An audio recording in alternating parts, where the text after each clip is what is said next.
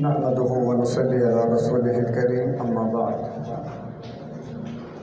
فأعوذ بالله من الشيطان الرجيم بسم الله الرحمن الرحيم وأتموا الحج والعمرة لله صدق الله العظيم۔ دیار یثرب میں گھومتا ہوں، نبی کی دہلیز چومتا ہوں، شراب عشق پی کر میں جھومتا ہوں، رہے سلامت پلانے والا۔ میرے آقا کا تو مجھ پہ اتنا کرم تھا، بھر دیا میرا دامن پھیلانے سے پہلے۔ یہ اتنا کرم کیوں، یہ کیا سلسلہ ہے، نشہ رنگ لایا پلانے سے پہلے۔ نشہ پلا کے گرانا تو سب کو آتا ہے، مزہ تو تب ہے کہ گرتوں کو تھام لے ساکی۔ میرے انتہائی واجب الاحترام معزز حجاج کرام، سب سے پہلے اللہ کی بارگاہ میں ہم نذرانہ شکر پیش کرتے ہیں کہ جس نے ہمیں یہ سعادت نصیب فرمائی کہ اس عظیم مقام کہ جہاں فرشتوں کو آنے میں بھی ادب کی بہت رعایت کرنی پڑتی ہے، ہماری اپنی حیثیت، ہماری اتنی توفیق، ہماری اتنی صلاحیت تو نہ تھی، لیکن باری تعالیٰ نے ہم پر یہ اپنا کرم فرمایا اور اس نے ہمیں اپنے در پہ آنے کی اور حاضر ہونے کی توفیق مرحمت فرما دی۔ یقیناً یہ اللہ کا بہت بڑا احسان ہے۔ ہمارا یہاں پر جمع ہونا ایک فکر کی بنیاد پر ہے، چونکہ ہمارے معاشرے کے اندر کہ جس میں آپ بھی رہتے ہیں کہ کچھ عرصے سے عمرہ ایک سیاحتی سفر کی شکل اختیار کر گیا، تھوڑا سا آؤٹنگ کی صورت اختیار کرتا چلا گیا، ایک رسم اور ایک رواج بنتا چلا گیا، جس کی وجہ سے جو عمرے کے بنیادی مقاصد تھے وہ ہماری نگاہوں سے اوجھل ہو گئے، اور ہم وہ تمام برکات اور ثمرات اور سب سے بڑھ کر عمرہ یا حج کے سفر کے بعد کی جو تبدیلی ہے وہ محسوس نہیں کر رہے ہیں۔ اب ظاہر مال، جان، وقت، گھر بار چھوڑنا، پردیس میں جانا، یہ ساری مشقتیں اٹھانا یہ محض سیاحت کے لیے نہیں ہے، نہ یہ سیر و تفریح کے لیے ہے۔ اس کے لیے تو یہاں بھی بہت سارے مقامات ہیں، وہاں پر جانے کی اپنی ایک نوعیت ہے، اپنی ایک بنیاد ہے۔ تو ہم نے اس لیے اس کی فکر کی کیونکہ ہم نے بہت سارے حجاج کرام کو وہاں پر بھی دیکھا کہ جنہوں نے وہاں پر اپنے وقت کو ایسے گزارا کہ جیسے وہ اپنے گلی محلے میں گزار رہے، جس سے بڑا افسوس ہوا ہمیں بھی، اور واپس آنے کے بعد کسی نے ان میں کوئی ایسی تبدیلی نہ دیکھی کہ جس کی بنیاد پر یہ کہا جا سکے کہ واقعی یہ اللہ کے در پہ حاضر ہو کر یا اللہ کے نبی کے در پہ حاضر ہو کر وہاں سے کوئی رنگ لے کر آیا ہے۔ بس گئے، واپس آئے، گلے میں ہاتھ ڈالے، خوشیاں منائیں، دعوتیں ہوئیں، اللہ اللہ خیر صلاح نیکی۔ اب دیکھیں نماز کتنا بڑا حکم ہے فرض کے درجے میں۔ حضرات صحابہ جب نماز پڑھ کے فارغ ہوتے تو اپنے چہرے ڈھانپ لیا کرتے ہاتھوں سے یا چادروں سے، تو پوچھنے والے پوچھتے ایسا کیوں کرتے ہو؟ تو صحابہ نے عرض کی ہمیں ہمارے آقا علیہ الصلوۃ والسلام نے فرمایا ہے کہ جب آدمی نماز پڑھتا ہے تو کسی کو سب سے اعلیٰ درجہ ملتا ہے پورا ثواب، کسی کو 8 گنا، کسی کو 6 گنا، اور بعض ایسے بھی ہوتے ہیں کہ جن کی نماز ان کے چہرے پہ مار دی جاتی ہے، یعنی کوئی حیثیت نہیں تمہاری نماز کی، کوئی وقت نہیں تمہاری نماز کی۔ تو عمل کرنے کے بعد صحابہ ڈرتے تھے کہ پتہ نہیں اللہ نے قبول کیا بھی کہ نہیں، یعنی اس حد تک ان میں خشیت عمل کی فکر تھی، اور ہم عمل کر کے خوشیاں منا رہے ہوتے ہیں۔ یہ بات معلوم نہ ہونے کی وجہ سے بھی کہ پتہ نہیں عمل قبول ہوا بھی کہ نہیں۔ خوشی تو تب منائی جائے نا جیسے اللہ قرآن میں فرماتا ہے فَأَمَّا مَنْ أُوتِيَ كِتَابَهُ بِيَمِينِهِ، کہ جب ان کے دائنے ہاتھ میں ان کا نامہ اعمال دیا جائے گا فَيَقُولْ هَاؤُمْ، یہ ایک نعرہ ہے جو قرآن نے ذکر کیا کہ وہ جب اس کا نامہ اعمال اس کے دائیں ہاتھ میں، کیا مانا؟ جب اس کو سند مل جائے گی کہ تیرے اعمال قبول ہو گئے تو پھر وہ جنتی وہاں پہ نعرہ مارے گا ہاؤم، آ جاؤ آ جاؤ، اقرؤ کتابیہ، یہ دیکھو میرا نامہ اعمال، اللہ نے میرے اعمال قبول کر لیے۔ وہ ہے جگہ کہ جب نامہ اعمال ہاتھ میں آئے گا، عمل کو قبولیت کی سند ملے گی، تو پھر ہمیں خوشی کا حق ہے کہ پھر ہم وہاں پر زیادہ سے زیادہ کیا کریں، خوشی منائیں۔ تو اس اعتبار سے ہمیں اس چیز کا پورا اہتمام کرنا چاہیے۔ تو خیر میں انشاءاللہ بھی پروگرام کو آگے بڑھاتے ہوئے ادارے کے استاد قاری راشد صاحب سے ملتمس ہوں کہ وہ آئیں اور تلاوت کلام پاک سے اس محفل کا آغاز فرمائیں۔ بسم اللہ الرحمن الرحیم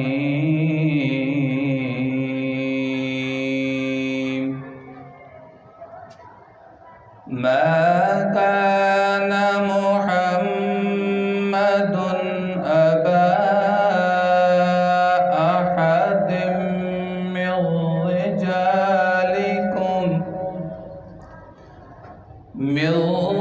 رجالكم ولكن رسول الله وخاتم النبيين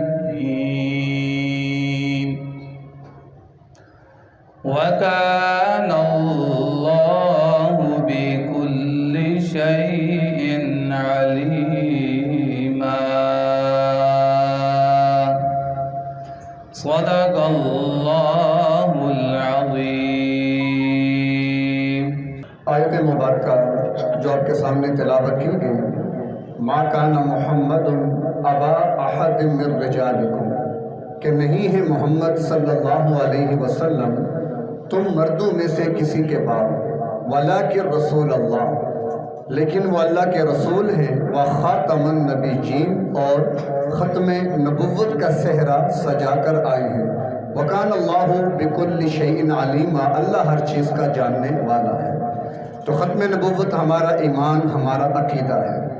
آقا علیہ الصلوۃ والسلام کی ختم نبوت کا دفاع یہ ذات نبوت کا دفاع ہے، اور ذات نبوت کا دفاع کرنے والے وہ لوگ ہیں کہ جن کے جنتی ہونے کے بارے میں کنفرم علماء نے بتا دیا کہ جس نے اپنی زندگی ذات نبوت کے لیے وقف کر دی کسی بھی نسبت سے، جیسے آپ کی تشریف آوری ہے، پھر آپ نے وہاں پہ حاضر ہونا ہے اور ذات نبوت سے آپ نے فیض لینا ہے، تو کوشش کریں زیادہ سے زیادہ وہاں سے فیض لے کر آئیں۔ اللہ کے نبی علیہ الصلوۃ والسلام پر ہدیہ نعت، ہدیہ عقیدت، ہدیہ نذرانہ پیش کرنے کے لیے میں دوبارہ ملتمس ہوں قاری راشد صاحب سے کہ وہ کلام پیش فرمائیں۔ وہ شہر محبت جہاں مصطفیٰ ہے، وہیں گھر بنانے کو دل چاہتا ہے۔ وہ شہر محبت جہاں مصطفیٰ ہے، وہیں گھر بنانے کو دل چاہتا ہے۔ وہ سونے سے کنکر، وہ چاندی سی مٹی نظر میں بسانے کو دل چاہتا ہے۔ وہ شہر محبت جہاں مصطفیٰ ہے، وہیں گھر بنانے کو دل چاہتا ہے۔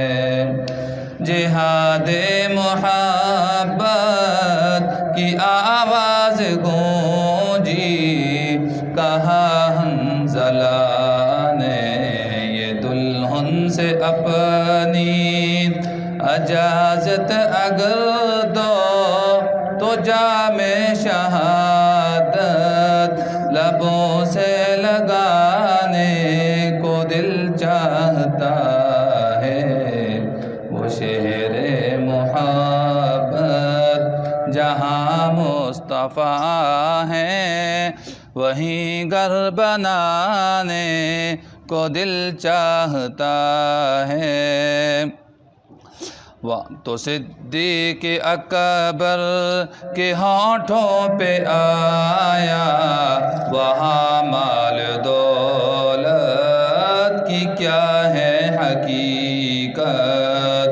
تو صدیق اکبر کے ہونٹوں پہ آیا، وہاں مال دولت کی کیا ہے حقیقت، جہاں دل لٹانے کو دل چاہتا ہے، وہاں مال دولت کی کیا ہے حقیقت۔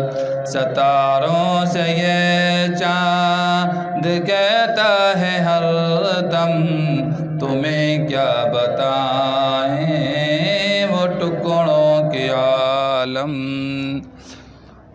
ستاروں سے یہ چاند کہتا ہے ہر دم، تمہیں کیا بتائیں کہ وہ ٹکڑوں کے عالم۔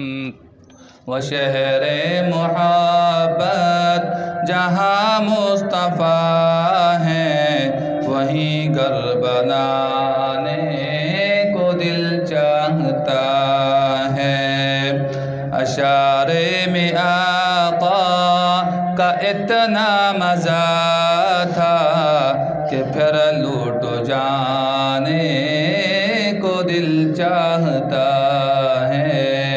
وہ شہر محبت جہاں مصطفیٰ ہیں، وہیں گھر بنانے کو دل چاہتا ہے۔ وہ ننھا سا اصغر وہ ایڑی رگڑ کر یہی کہہ رہا ہے وہ خیمے میں رو کر۔ وہ ننھا سا اصغر وہ ایڑی رگڑ کر یہی کہہ رہا ہے وہ خیمے میں جا کر۔ ارے بابا میں پانی کا پیاسا نہیں ہوں، میرا سر کٹانے کو دل چاہتا ہے۔ وہ شہر محبت جہاں مصطفیٰ ہیں، وہیں گھر بنانے کو دل چاہتا ہے۔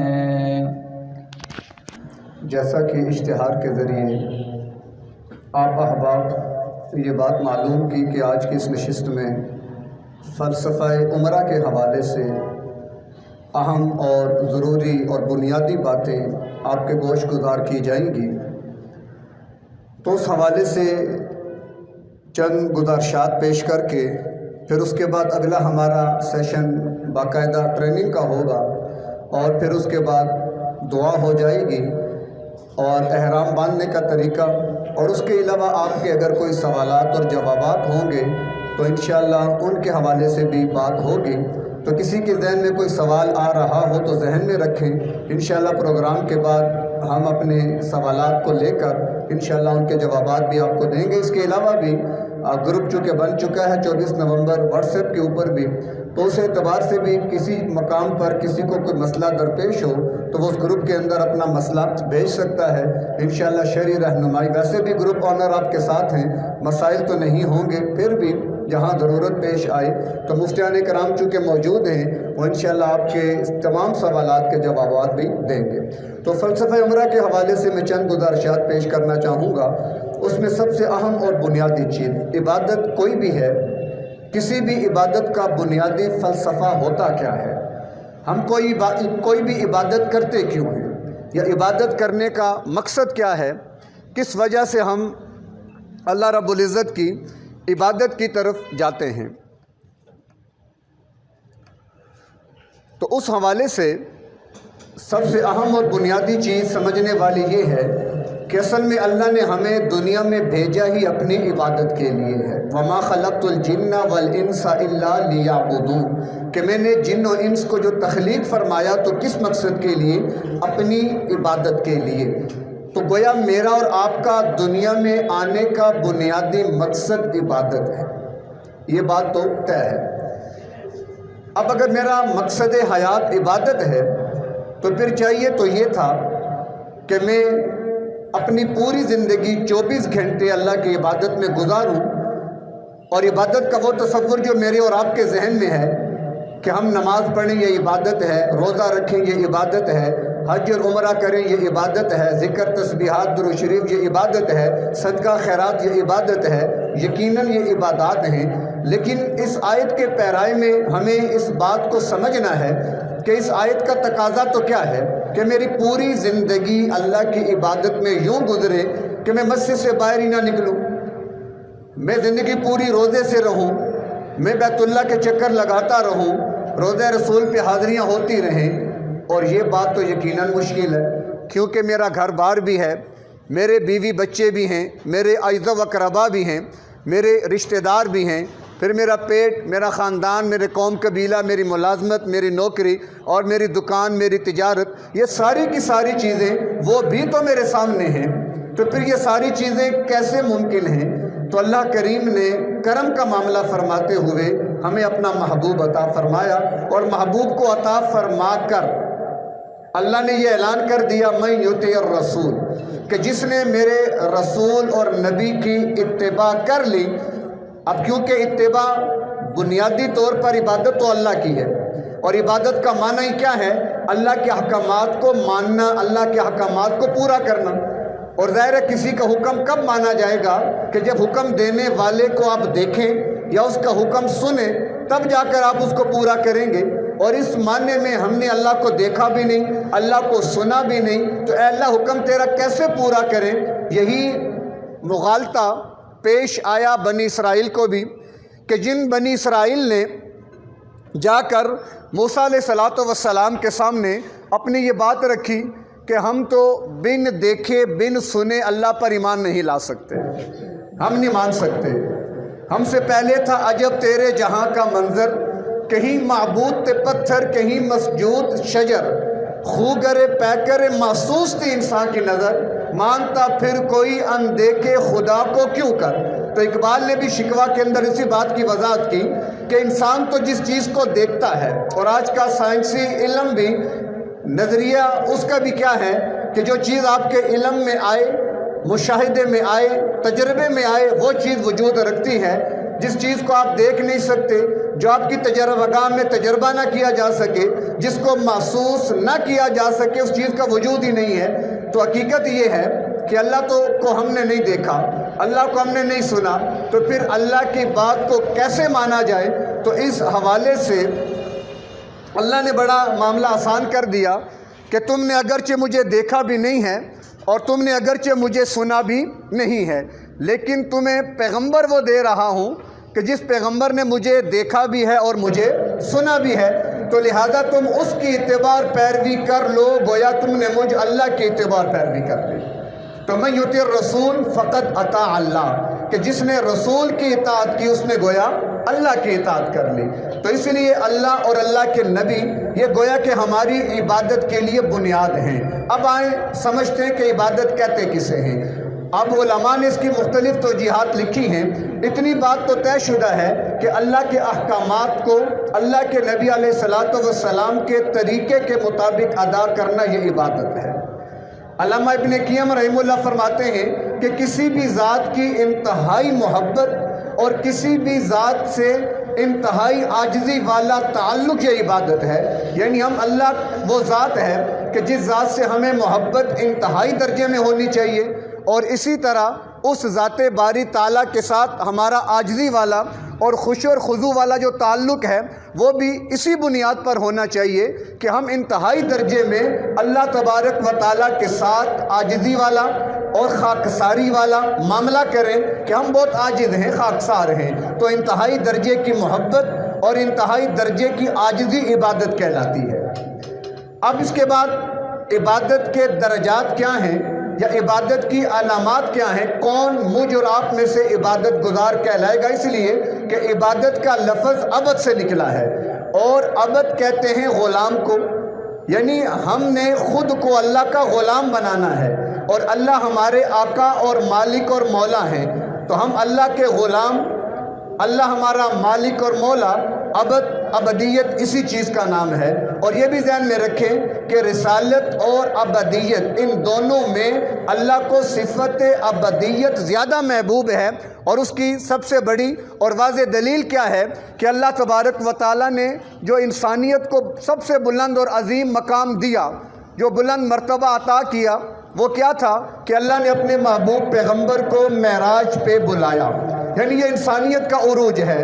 اعلیٰ درجے میں، یہ انسانیت کی معراج ہے اعلیٰ درجے میں کہ اس سے بڑھ کر انسانیت کا مقام، یعنی فرشتے پیچھے رہ گئے۔ جبریل امین نے بھی کہا کہ بس میری انتہا ہو گئی۔ اس کے بعد آگے حضرت انسان نے سفر کیا جو انسانوں میں سب سے عظیم انسان تھے، تو وہاں پر جو اللہ نے تذکرہ قرآن میں کیا سبحان الذی اسریٰ بعبدہ، اسریٰ برسول ہی نہیں فرمایا، اسریٰ بنبی ہی نہیں فرمایا کہ وہ اپنے رسول کو یا اپنے نبی کو نہیں، بلکہ اسریٰ بعبدہ کہ اس نے اپنے عبد اپنے بندے کو گویا کہ عروج عطا فرمایا۔ کیوں کہ اللہ کے نبی علیہ السلام وہ واحد شخصیت ہیں کہ جنہوں نے اللہ کی ابدیت کا گویا کہ حق ادا کر دیا۔ اللہ تبارک و تعالیٰ کی جو ابدیت ہے اس کا گویا کہ حق ادا کیا، تو اللہ کے محبوب علیہ السلام نے اسی بنیاد پر اللہ نے وہاں پر بھی لفظ ابد کا ذکر کیا۔ تو اس سے ہمیں اس بات کا بخوبی احساس اور اندازہ ہو جاتا ہے کہ ابدیت اللہ کو کتنی محبوب ہے، کیونکہ رسالت اور نبوت میں ایک درجے میں الوہیت پائی جاتی ہے، اعلیٰ ہے، نبی اعلیٰ ہوتے ہیں، رسول اعلیٰ، اور انتہائی درجہ کسی بھی انسان کا وہ ابدیت کا ہے کہ وہ اپنا آپ کسی کی غلامی میں دے دے کہ بس میں تو کیا بن گیا، غلام بن گیا۔ تو لہٰذا عبادت کا معنی کیا ہوا کہ میں اور آپ واقعی اللہ کے غلام۔ اب غلام ہوتا کون ہے؟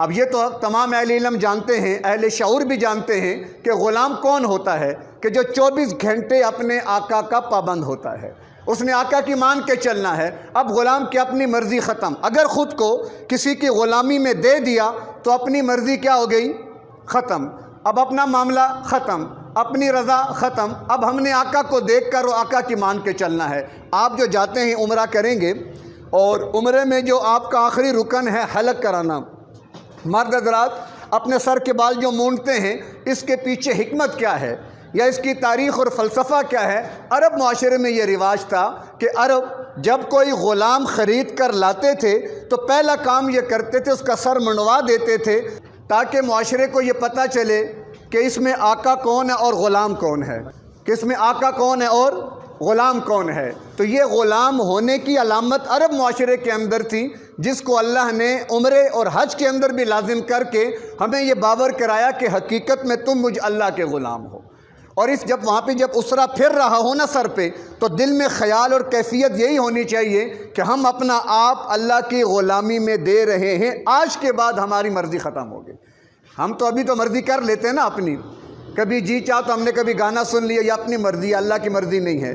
ہم نے ٹیلی ویژن دیکھا، یہ اللہ کی مرضی نہیں ہے، یا ہم نے کوئی پروگرام ڈرامے دیکھے، یہ اللہ کی مرضی، یہ تو میری مرضی ہے۔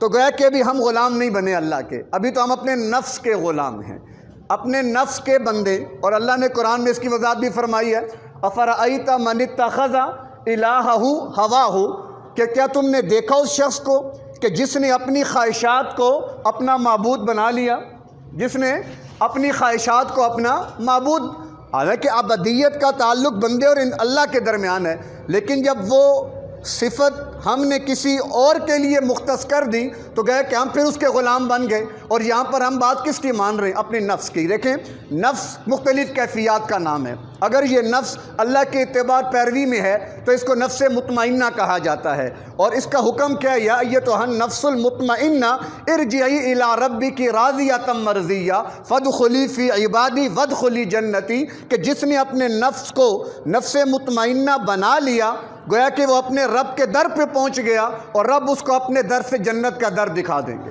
کہ جاؤ جنت تمہاری منتظر ہے۔ اور ایک کیفیت نفس امارہ، ان النفس لامارۃ بالسوء، کہ جب وہ کیفیت جب وہ انسان کو گناہوں کی طرف، نافرمانیوں کی طرف مائل کرے تو یہ انتہائی خطرناک، کیونکہ یہ کیفیت انسان کو بہت نیچے گرا دینے والی ہے۔ اور تیسری کیفیت ایک اور بھی ہے جس کو نفس لوامہ کہا جاتا ہے، کہ جب انسان سے گناہ ہو جائے، کوئی نافرمانی ہو جائے تو اس کے اندر ایک احساس ندامت پیدا ہوتا ہے، تو گویا کہ وہ نفس لوامہ اس کو ملامت کر رہی ہے کہ تو نے یہ کیا کیا، تو نے گناہ کیوں کیا، تجھے گناہ تو نہیں کرنا چاہیے تھا۔ تو بہرکیف یہ بات کر رہا تھا میں ابدیت کی، کہ جب ہم نے کہا نا ہم اللہ کے بندے، تو گئے کہ پھر ادھر رکھتے ہیں، اس کو ہٹا دیں، تو یہ ابدیت کا ایک تعلق کیا ہو گیا، قائم ہو گیا۔ اب میں اپنی بات کو بالکل مختصر کرتے ہوئے عبد کا جو معنی آپ کے سامنے رکھا، کہ انتہائی عاجزی اور انتہائی محبت، اس بنیاد پر اپنے آپ کو کسی ذات کے آگے پیش کر دینا، تو یہ عبادت ہے۔ اور عبادت کی ایک تعریف یہ بھی کی گئی کہ کسی ذات کی تعظیم، کسی بھی ذات کی تعظیم۔ اب یہ تعظیم، اس کے لیے بنیادی دو عقیدے چاہیے کہ یہ تعظیم عبادت بنے۔ کیوں کہ تعظیم تو ہم بھی ایک دوسرے کی کر رہے ہوتے ہیں، چھوٹا بڑا بھی ایک دوسرے کی تعظیم کرتا ہے۔ استاد کے سامنے شاگرد ہاتھ باندھ لے، اب قیام یہ تو عبادت یا نماز کا رکن ہے، اور نماز عبادت ہے، تو لہٰذا یہ ہاتھ باندھنا بھی کیا ہوا؟ عبادت ہو گیا۔ لیکن وہ اس کو ہم عبادت نہیں کہتے۔ ایسے ہی اگر ہم اپنی والدہ کے سامنے دو زانو ہو کر بیٹھ جائیں تو یقیناً اس کو بھی کوئی عبادت تو نہیں کہے گا، بلکہ تعظیم کہے گا۔ کہ اپنے والد یا والدہ کی پیشانی کو بوسہ دے تو یہ بوسہ دینا بھی اس کو کوئی بھی عبادت کا نام نہیں دے گا، اگرچہ تعظیم ہے۔ حالانکہ بوسہ حجر اسود کو بھی دیا جاتا ہے، آپ بوسہ حجر اسود کو بھی دیں گے۔ اب حجر اسود کو بوسہ دینا وہ عبادت کہلائے گا، کیوں کہ وہاں پر وہ دو عقیدے موجود ہیں کہ جن دو عقیدوں کی بنیاد پر، مائک پیچھے کر لیں پھر اس لیے بولے گا،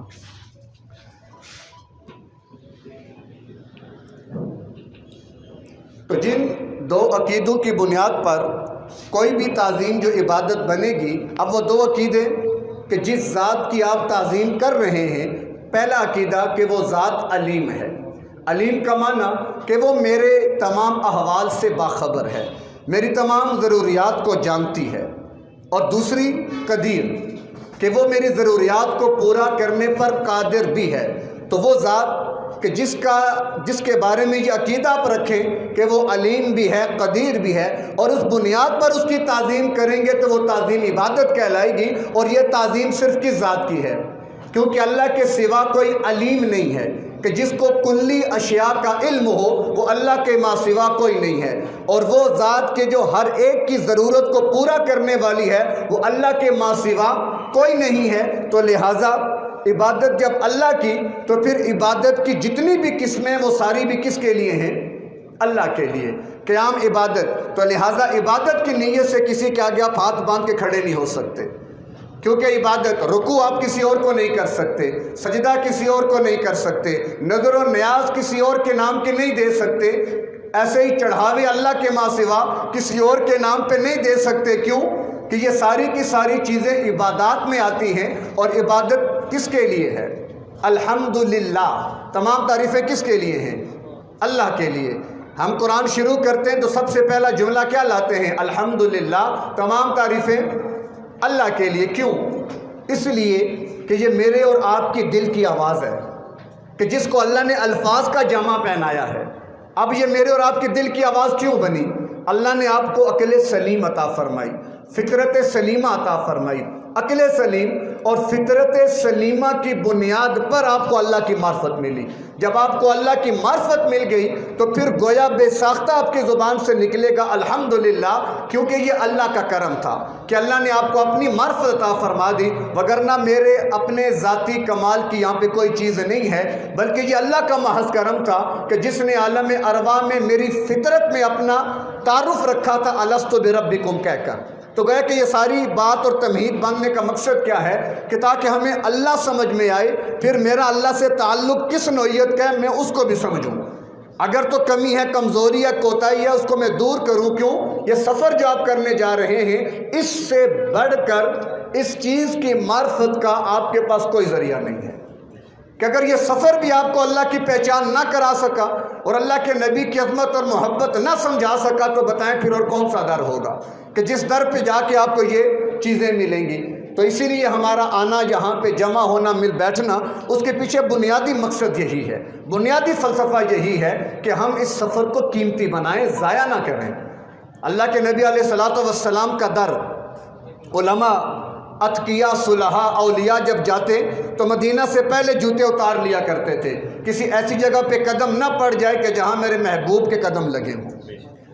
امام اعظم ابو حنیفہ رحمۃ اللہ علیہ 3-4 دن قیام کرنے کے بعد واپسی کا ارادہ کیا تو لوگوں نے کہا حضرت کدھر جا رہے، ہمیں ٹائم دیں۔ 5-6-7 دن گزرے تو بولے اب میں مزید نہیں رہ سکتا، اب میں مزید نہیں رہ سکتا۔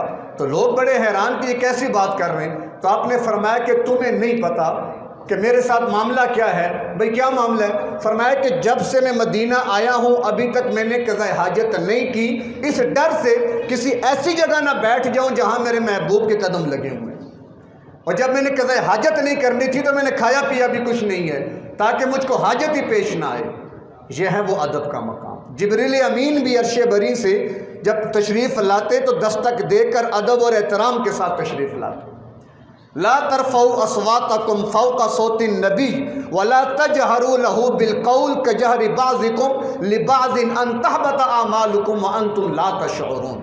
اونچی آواز سے بولنا بھی نہیں ہے، اونچی آواز سے بات بھی نہیں کرنی، اونچی آواز سے گفتگو بھی نہیں کرنی۔ اگر ایسا کیا تو اللہ تمہارے سارے کے سارے اعمال کو کیا کر دے گا؟ ضائع کر دے گا، اللہ تمہارے اعمال غارت کر دے گا۔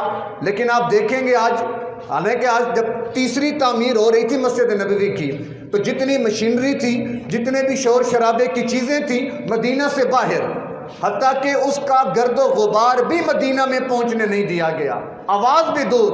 روضہ رسول کا ادب ہے، یہ روضہ رسول کا احترام ہے، اس کا اہتمام ہے۔ اور جتنے بھی لیبر تھی سارے کے سارے حفاظ کرام باوضو ہو کر وہ مسجد نبوی کی ایک ایک اینٹ کو اٹھاتے۔ اگر دوران تعمیر وضو ٹوٹ جاتا وہیں پر کام چھوڑ کے پہلے وضو کرتے پھر آ کے تعمیر میں حصہ لیتے۔ یہ ادب ہے اس در کا۔ اور آپ دیکھیں گے کہ لوگ وہاں پر ویڈیوز بنا رہے ہیں۔ ہماری خواتین کیٹ واک، میں نے خود دیکھا کیٹ واک ہو رہی ہے روضہ رسول کے آگے اور باقاعدہ وہاں پہ کیمرے۔ اللہ کی پناہ، یہ کیوں ایسا ہوتا ہے؟ تربیت نہیں ہوتی۔ ہم یہاں پہ کیوں؟ ہمارا اس معاملے میں آپ سے کیا لینا دینا ہے؟ لیکن تاکہ آپ کو احساس ہو کہ آپ کہاں جا رہے ہیں، اس در کی عظمت آپ کے سامنے ہو، ہم سے کوئی ایسی غلطی کوتاہی نہ ہو جائے۔ جیسے ایک آدمی نے وہاں مدینہ میں لسی پی تو تھوڑی سی اس کو نا کھٹاس محسوس ہوتی ہے، تھوڑی سی اس کو کھٹاس محسوس ہوئی تو اس نے بڑی حقارت سے بولا کیا کہ مدینہ کی لسی کتنی کھٹی ہے۔ رات خواب میں اللہ کے نبی علیہ الصلوۃ والسلام کی زیارت ہوتی ہے، رات کو اللہ کے نبی علیہ الصلوۃ والسلام کی خواب میں زیارت ہوتی ہے تو اللہ کے نبی نے فرمایا کہ سورج نکلنے سے پہلے پہلے میرا مدینہ چھوڑ دے، تجھے میرے مدینہ میں رہنے کا حق نہیں ہے۔ سوچیں، تصور کریں کہ اللہ نے، اللہ کے محبوب پیغمبر نے اس شخص کو اپنے مدینہ سے نکال دیا۔ یہ مدینہ سے نہیں نکالا، مدینہ تو جنت ہے۔ ما بین بیتی و منبری روضۃ من ریاض الجنہ، کہ وہ تو جنت ہے۔ تو گویا اللہ کے نبی نے اس فرد کو جنت سے نکال دیا۔ بتائیں کون اس کو جنت کا پروانہ دے سکتا ہے کہ جس کو اللہ کے نبی جنت سے نکال دے؟ کیوں نکالا؟ یہی گستاخی، بے ادبی، یہی چیزیں۔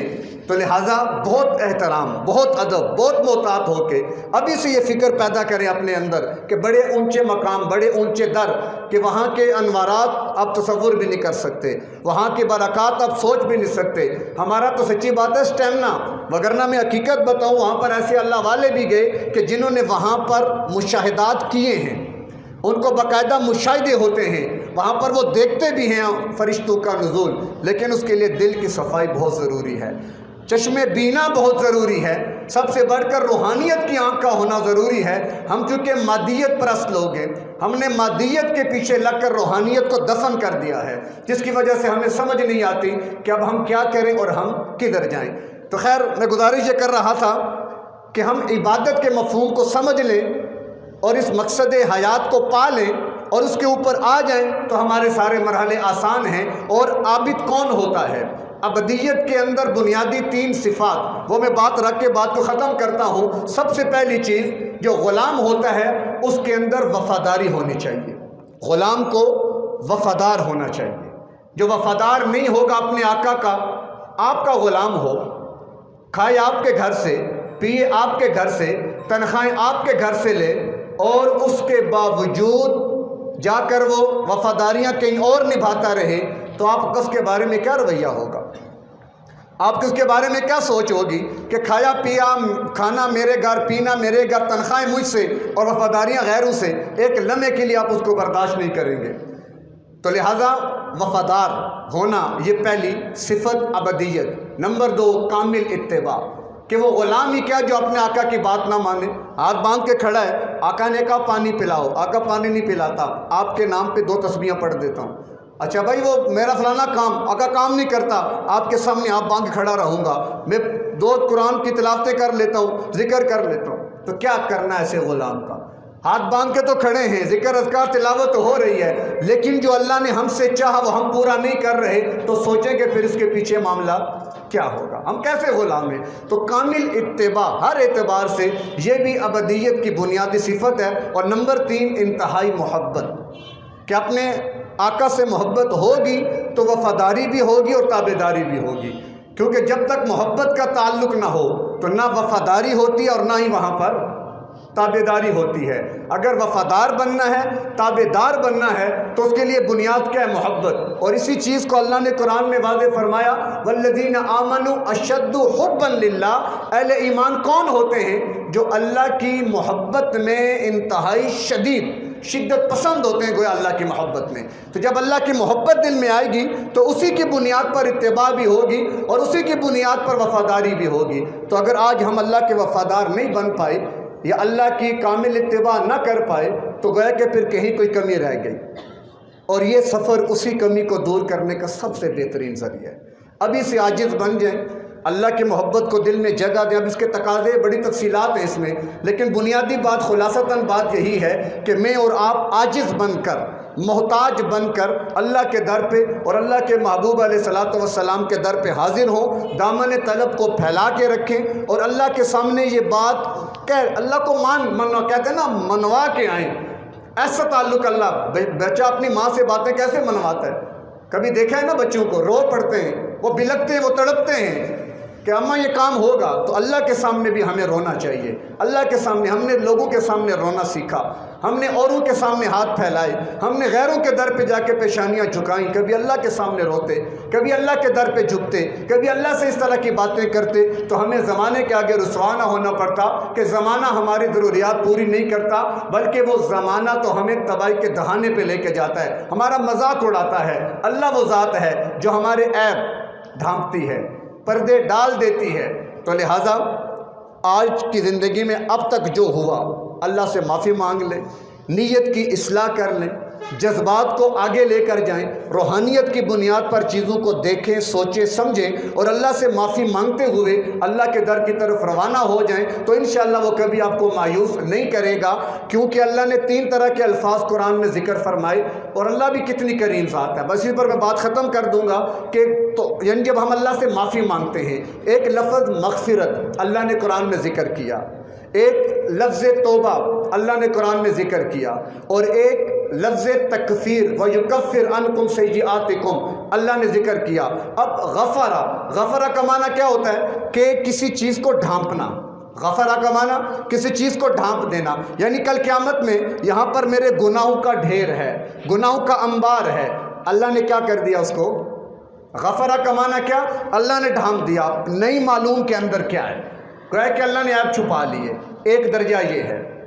دوسرا درجہ کہ یہاں پر میرے گناہوں کا انبار ہے اور اللہ تبارک و تعالیٰ نے میرے سارے گناہ کیا کر دیے؟ مٹا دیے، اب یہاں پر کچھ بھی نظر نہیں آ رہا۔ وَيُكَفِّرْ عَنْكُمْ اللہ نے تمہارے گناہ تھے نا، ان کو ختم ہی کر دیا ہے۔ اور اس سے اعلیٰ درجہ کہ یہاں پر انبار گناہوں کا تھا، لیکن میں نے سچے دل سے توبہ کی، اللہ کی طرف رجوع کیا، تو اللہ نے سارے گناہوں کے انبار کو نیکیوں میں تبدیل کر دیا۔ فَأُولَٰئِكَ يُبَدِّلُ اللَّهُ سَيِّئَاتِهِمْ حَسَنَاتٍ کہ جب پکی سچی توبہ ہو جائے تو اللہ ان گناہوں کو بھی گویا کہ نیکیوں میں تبدیل فرما دیتے ہیں۔ تو پہلا درجہ وہ بھی ہماری بھلائی ہے کہ اللہ نے گناہ چھپا لیے، نظر تو آ رہے ہیں لیکن پتہ نہیں کیا ہے۔ دوسرا درجہ اللہ نے مٹا دیے، تیسرا درجہ اللہ نے ان کو بھی نیکیوں میں تبدیل کر دیا۔ اس کا تعلق آپ کی ایمانی کیفیات سے ہے، آپ کے احساسات سے ہے۔ تو اللہ کریم سے دعا ہے اللہ آپ کے سفر کو قبول فرمائے، اس کے سارے مقاصد آپ کو سمجھنے کی توفیق دے اور واقعی وہاں سے بہت کچھ لے کے آنے کی توفیق دے۔ اور بچنے کا واحد ذریعہ ہے اس موبائل اینڈرائڈ سے اپنے آپ کو بچا لیجئے گا، بس پھر آپ کی عبادت قبول ہے۔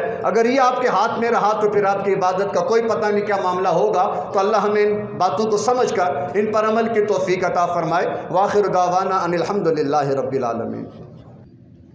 نحمده ونصلي على رسوله الكريم، اما بعد، فاعوذ باللہ من الشیطان الرجیم، بسم اللہ الرحمن الرحیم، وَأَتِمُّ الْحَجَّ وَالْعُمْرَةَ لِلَّهِ صدق اللہ مولانا العظیم۔ آپ لوگ بہت مبارک ہیں، اللہ تعالیٰ نے آپ کو اپنے گھر کا مہمان اور اپنے گھر کی طرف آنے کا راستہ آپ کے لیے آسان کیا ہے۔ یہ اللہ تعالیٰ کا چناؤ ہے۔ یہ سفر پیسوں کی بنیاد پر، عقل کی بنیاد پر، صحت کی بنیاد پر نہیں ہوتا۔ یہ اللہ کا گھر ہے، خاص رحمت کی جگہ ہے، پیارے نبی علیہ السلام کا در ہے۔ یہاں پر جس کو اللہ بلاتے ہیں، جس کا چناؤ ہوتا ہے، اس کے لیے راستہ بنتا ہے۔ مانگنا طلب یہ اللہ نے ہمارے ذمے کیا، ہمارے اندر طلب ہو، مانگنا ہو، توفیق اللہ دیتے ہیں۔ سفر بہت مبارک ہے، جیسے ماشاءاللہ آپ نے ابھی مفتی صاحب کی بات چیت سنی، آداب بیان کیے، آپ کو اس سفر کے اندر کن کن چیزوں کی احتیاط کرنی ہے۔ یہ سفر بعضوں کا زندگی میں ایسا سفر بنتا ہے کہ زندگی بدلنے کا ذریعہ بن جاتا ہے۔ لیکن بہت ساری چیزیں ہیں جو ہم ایمان کے اعتبار سے یقین لائے ہوئے ہیں، دیکھی نہیں ہیں، لیکن وہ اللہ کی جگہ، اللہ کا گھر ایسا ہے جہاں پہ جب آپ پہنچتے ہیں تو جو جو واقعات ہوئے ہیں، عین الیقین آپ کی آنکھوں کے سامنے وہ جگہ آتی چلی جاتی ہے۔ کیسے اللہ کا گھر تعمیر ہوا، کیسے بیت اللہ کی تعمیر ہوئی۔ اس وقت تو لفٹ نہیں تھی، لیکن وہ پتھر موجود ہے جو اوپر بھی ہوتا تھا، نیچے بھی ہوتا تھا، اللہ کی قدرت ہے۔ زمزم کا چشمہ اللہ کی قدرت سے نکلا۔ اب یہ یقین بنانے کی چیزیں اللہ کی ذات ہے۔ وہ مقامات عرفات میں، منی میں اللہ آپ کو دکھائیں گے، غار حرا اللہ آپ کو دکھائیں گے، جبل نور جس کو کہا گیا کہ رات کو روشن ہو جاتا ہے۔ تو یہ مبارک سفر اللہ تعالیٰ کی ذات پر یقین لانے کا سفر ہے، ایمان بنانے کا سفر ہے، جس کی برکت سے واپسی کے بعد زندگی کا رخ بدلنا ضروری ہے۔ اس لیے جیسے ماشاءاللہ مول صاحب نے بڑی تفصیل سے آپ کو بات چیت بیان کی، میں دو چند باتیں یہ عرض کروں گا کہ ایک تو ہم پکی نیت کریں، آج کے بعد کبھی نماز قضا نہ ہونے دیں۔ دیکھیں، ادا ہر حال میں ہو سکتی ہے، ہم اپنی سستی سے قضا نہ ہونے دیں۔ یہ انسان کی ایمانی یعنی غیرت کے خلاف ہے کہ اللہ کا حکم موجود ہو اور نماز چھوڑ دے۔ اتنا مبارک سفر ہے، آپ کی نیت کرنے پر ہوگا، انشاءاللہ آپ کو نظر آئے گا۔ آپ نیت کر لیں، اللہ کبھی آپ سے نماز نہیں ضائع ہونے دیں گے۔ یہ وہ عمل ہے جو بستر پر لیٹ کر بھی کرنا ہے، پانی کو نہیں ہاتھ لگا سکتے تو مٹی کو ہاتھ لگا کے کرنا ہے، کھڑے ہو کے نہیں تو بیٹھ کے نہیں تو لیٹ کے، معاف نہیں ہے۔ اس سفر میں نیت کر لیں، آج کے بعد ہم اپنی نماز کبھی نہیں چھوڑیں گے۔ اس کے علاوہ حقوق کی ادائیگی کا بھی خیال۔ اس سفر میں چونکہ اللہ کی طرف رجوع ہے، اپنی زندگی کو بدلنا ہے، تو بہت سارے حقوق ہمارے اوپر آتے ہیں، لین دین کے معاملات آتے ہیں۔ شہید جب اللہ کے راستے میں شہید ہوتا ہے، پہلے ہی قطرے پر اللہ سارے صغیرہ گناہ معاف کرتے ہیں، لیکن قرضہ معاف نہیں ہوتا اس کا۔ شہید کا بھی قرضہ معاف نہیں ہوتا۔ تو ہمارا لین دین کا معاملہ بڑا صاف ہو۔ اس سفر کی تیاری میں سے ہے، آپ نے جو عمرہ شروع کرنا ہے، اپنے لین دین کے معاملات کو یا لکھ کے بتائیں کسی کو کہ میں سفر پہ جا رہا ہوں، جس کو وصیت نامہ کہا جاتا ہے۔ ابھی نہیں ادا کر سکتے، کس سے لینا ہے، کس کو دینا ہے، یہ پوری ترتیب بنا کر جائیں، پھر آپ کا سفر شروع ہو۔ انشاءاللہ ہم سفر کی طرف آتے ہیں۔ ہم عمرے کے جو سیکھنے کی چیز ہے بنیادی طور پہ، آپ کے عمرے کی ادائیگی کیسے ہو۔ ابھی جو قرآن پاک کی آیت پڑھی، اس میں اللہ خود فرما رہے ہیں کہ حج اور عمرہ ان کی شرائط کے ساتھ پورا کرو اللہ کے لیے۔ تو ایک تو رخ یہ کہ کوئی بھی عبادت ہو، پہلا مطالبہ اللہ کے لکھا یہ ہے کہ میرے لیے ہو، دکھلاوے کے لیے نہ ہو، نام و نمود نہ ہو۔ اس لیے تیاری میں سے یہ بھی ہے کہ جو ہمارے ہاں آج کل رواجی چیزیں ہیں، ضیافتیں شروع ہیں، تحفے چل رہے ہیں، ان سب سے بچاؤ۔ ان کو عمومیت میں رکھنا، اس کو خاص نہیں رکھنا۔ نہیں ہوا تو کیا ہوا، ایک سفر ہے اور اللہ کی طرف ہے، دعاؤں کی ضرورت ہے، دعاؤں کا مطالبہ سارے کر رہے ہیں، سب کے لیے دعا کی طرف آنا ہے، رواجی چیزوں سے ہٹیں۔ ایئرپورٹ تک جانے کی ترتیب اتنی مشکل ہو جاتی ہے کہ اصل روحانیت کو بھول جاتے ہیں کہ ہم عمرہ کر کس کے لیے رہے ہیں۔ تو دکھلاوے سے بچنے کا اللہ نے کہا۔ اب آگے شرائط کیا ہیں اس میں پورا کرنے کی، وہ ہمیں پتہ ہونی چاہیے۔ نماز تو ہم روزانہ پڑھتے ہیں، اس کی ادائیگی میں بھی بہت سارے مسائل ہوتے ہیں، وہ بھی سیکھنے کے ہیں۔ عمرہ چونکہ زندگی میں ایک آدھ بار یا معمول کی چیز نہیں ہے، اس کا مختصراً خاکہ یہ ہے کہ 2 دونی 4، جو ہم پہاڑا پڑھتے ہیں نا 2 دونی 4، تو 2 فرض ہیں 2 واجب ہیں، یہ سب کو یاد ہو سکتا ہے۔ 2 فرض ہیں 2 واجب ہیں، ان کو سامنے رکھتے ہوئے اب آپ اپنا گھر سے سفر شروع کریں۔ 2 فرض 2 واجب، بیچ میں 2 سنتیں بھی ہیں، اور سنتیں اور بھی آتی جائیں گی، لیکن یہ 2 چیزیں انتہائی، یہ 2 ستون، 2 فرض 2 واجب۔ فرض رہ گیا تو عمرہ نہیں ہوا، دوبارہ کرنا پڑے گا، اور واجب رہ گیا تو دم سے تلافی ہو جائے گی، عمرہ ادا ہو جائے گا۔ یہ 2 شرائط کے ساتھ چیزیں ہیں، 2 فرض 2 واجب۔ آپ لوگوں کا گھر کا جب سفر شروع ہو تو کوشش پہلے یہ کریں کہ خواتین بھی خاص طور پہ سامان جو ساتھ لے کے جانا ہے وہ 2 دن پہلے سمیٹ لیں، آخری وقت تک تیاری کو نہ رکھیں۔ کوئی ضرورت کے جو کپڑے ہیں 4-5 جوڑے، 5 جوڑے چاہیے ہوتے ہیں، 20-21 دن کا سفر ہے، وہاں کپڑے میلے نہیں ہوتے۔ احرام کی چادر ہے مردوں نے رکھنی ہے، مستورات کی ضرورت کی چیزیں ہیں، دوائی ہے، جو بھی آپ کا سامان ہے اس کو آپ کوشش کر لیں 2 دن، آخری دن بازاروں کا نہ ہو۔ یہ جو آخری 2 دن ہے نا، یہ آپ کے مصلے کے ہوں، مرد مسجد میں ہوں، عورتیں گھر پہ مصلے پر ہوں، اللہ سے باتیں کر رہی ہوں، اللہ کے گھر جا رہے ہیں، اللہ سے تعلق سی، تاکہ دل تو لگے کہ جس کی طرف جا رہے ہیں وہ بے چینی، ادھر سامان کا غم لگا ہوتا ہے، ادھر احرام کے لیے دوڑ رہے ہوتے ہیں، یہ عام معمول ہے ہمارا، اور توجہ بڑھ چکی ہوتی ہے۔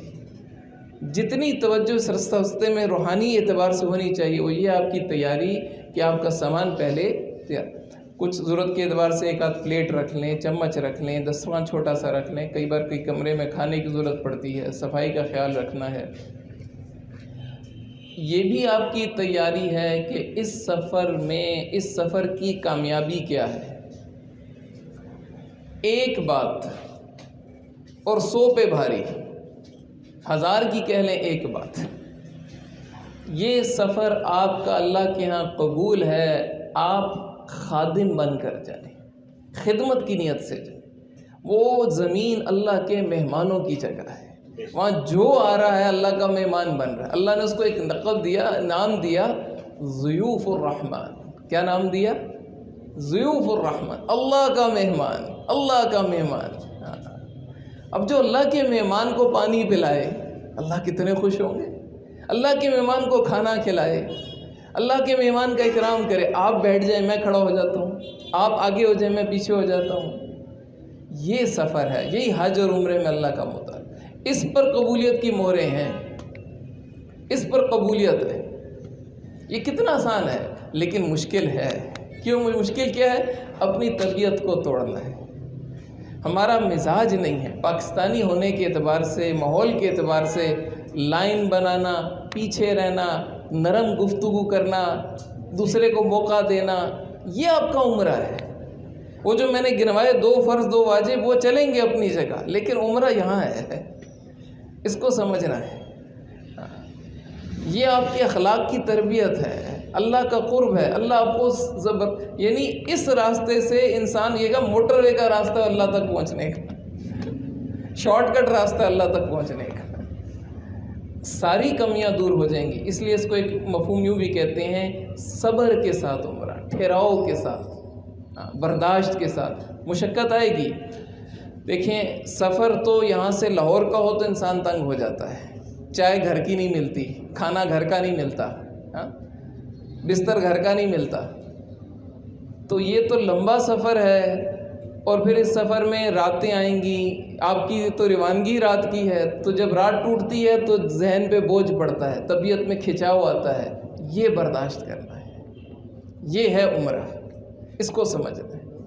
آپ یہیں سے اپنی تیاری کر کے جائیں کہ جو جسمانی رخ آئے گا میں اس کو برداشت کر کے نرم رہوں گا، دوسروں کی خدمت میں رہوں گا، اور کیوں میرا عمرہ اللہ کے یہاں قبول ہو جائے، میں عمرے پر ہوں۔ جیسے حج میں بھی کہا ولا جدال فی الحج، یہ اس کا حصہ ہے، اس کا ٹکڑا ہے، اس میں جدال نہیں ہے، اور طبیعت ہوگی۔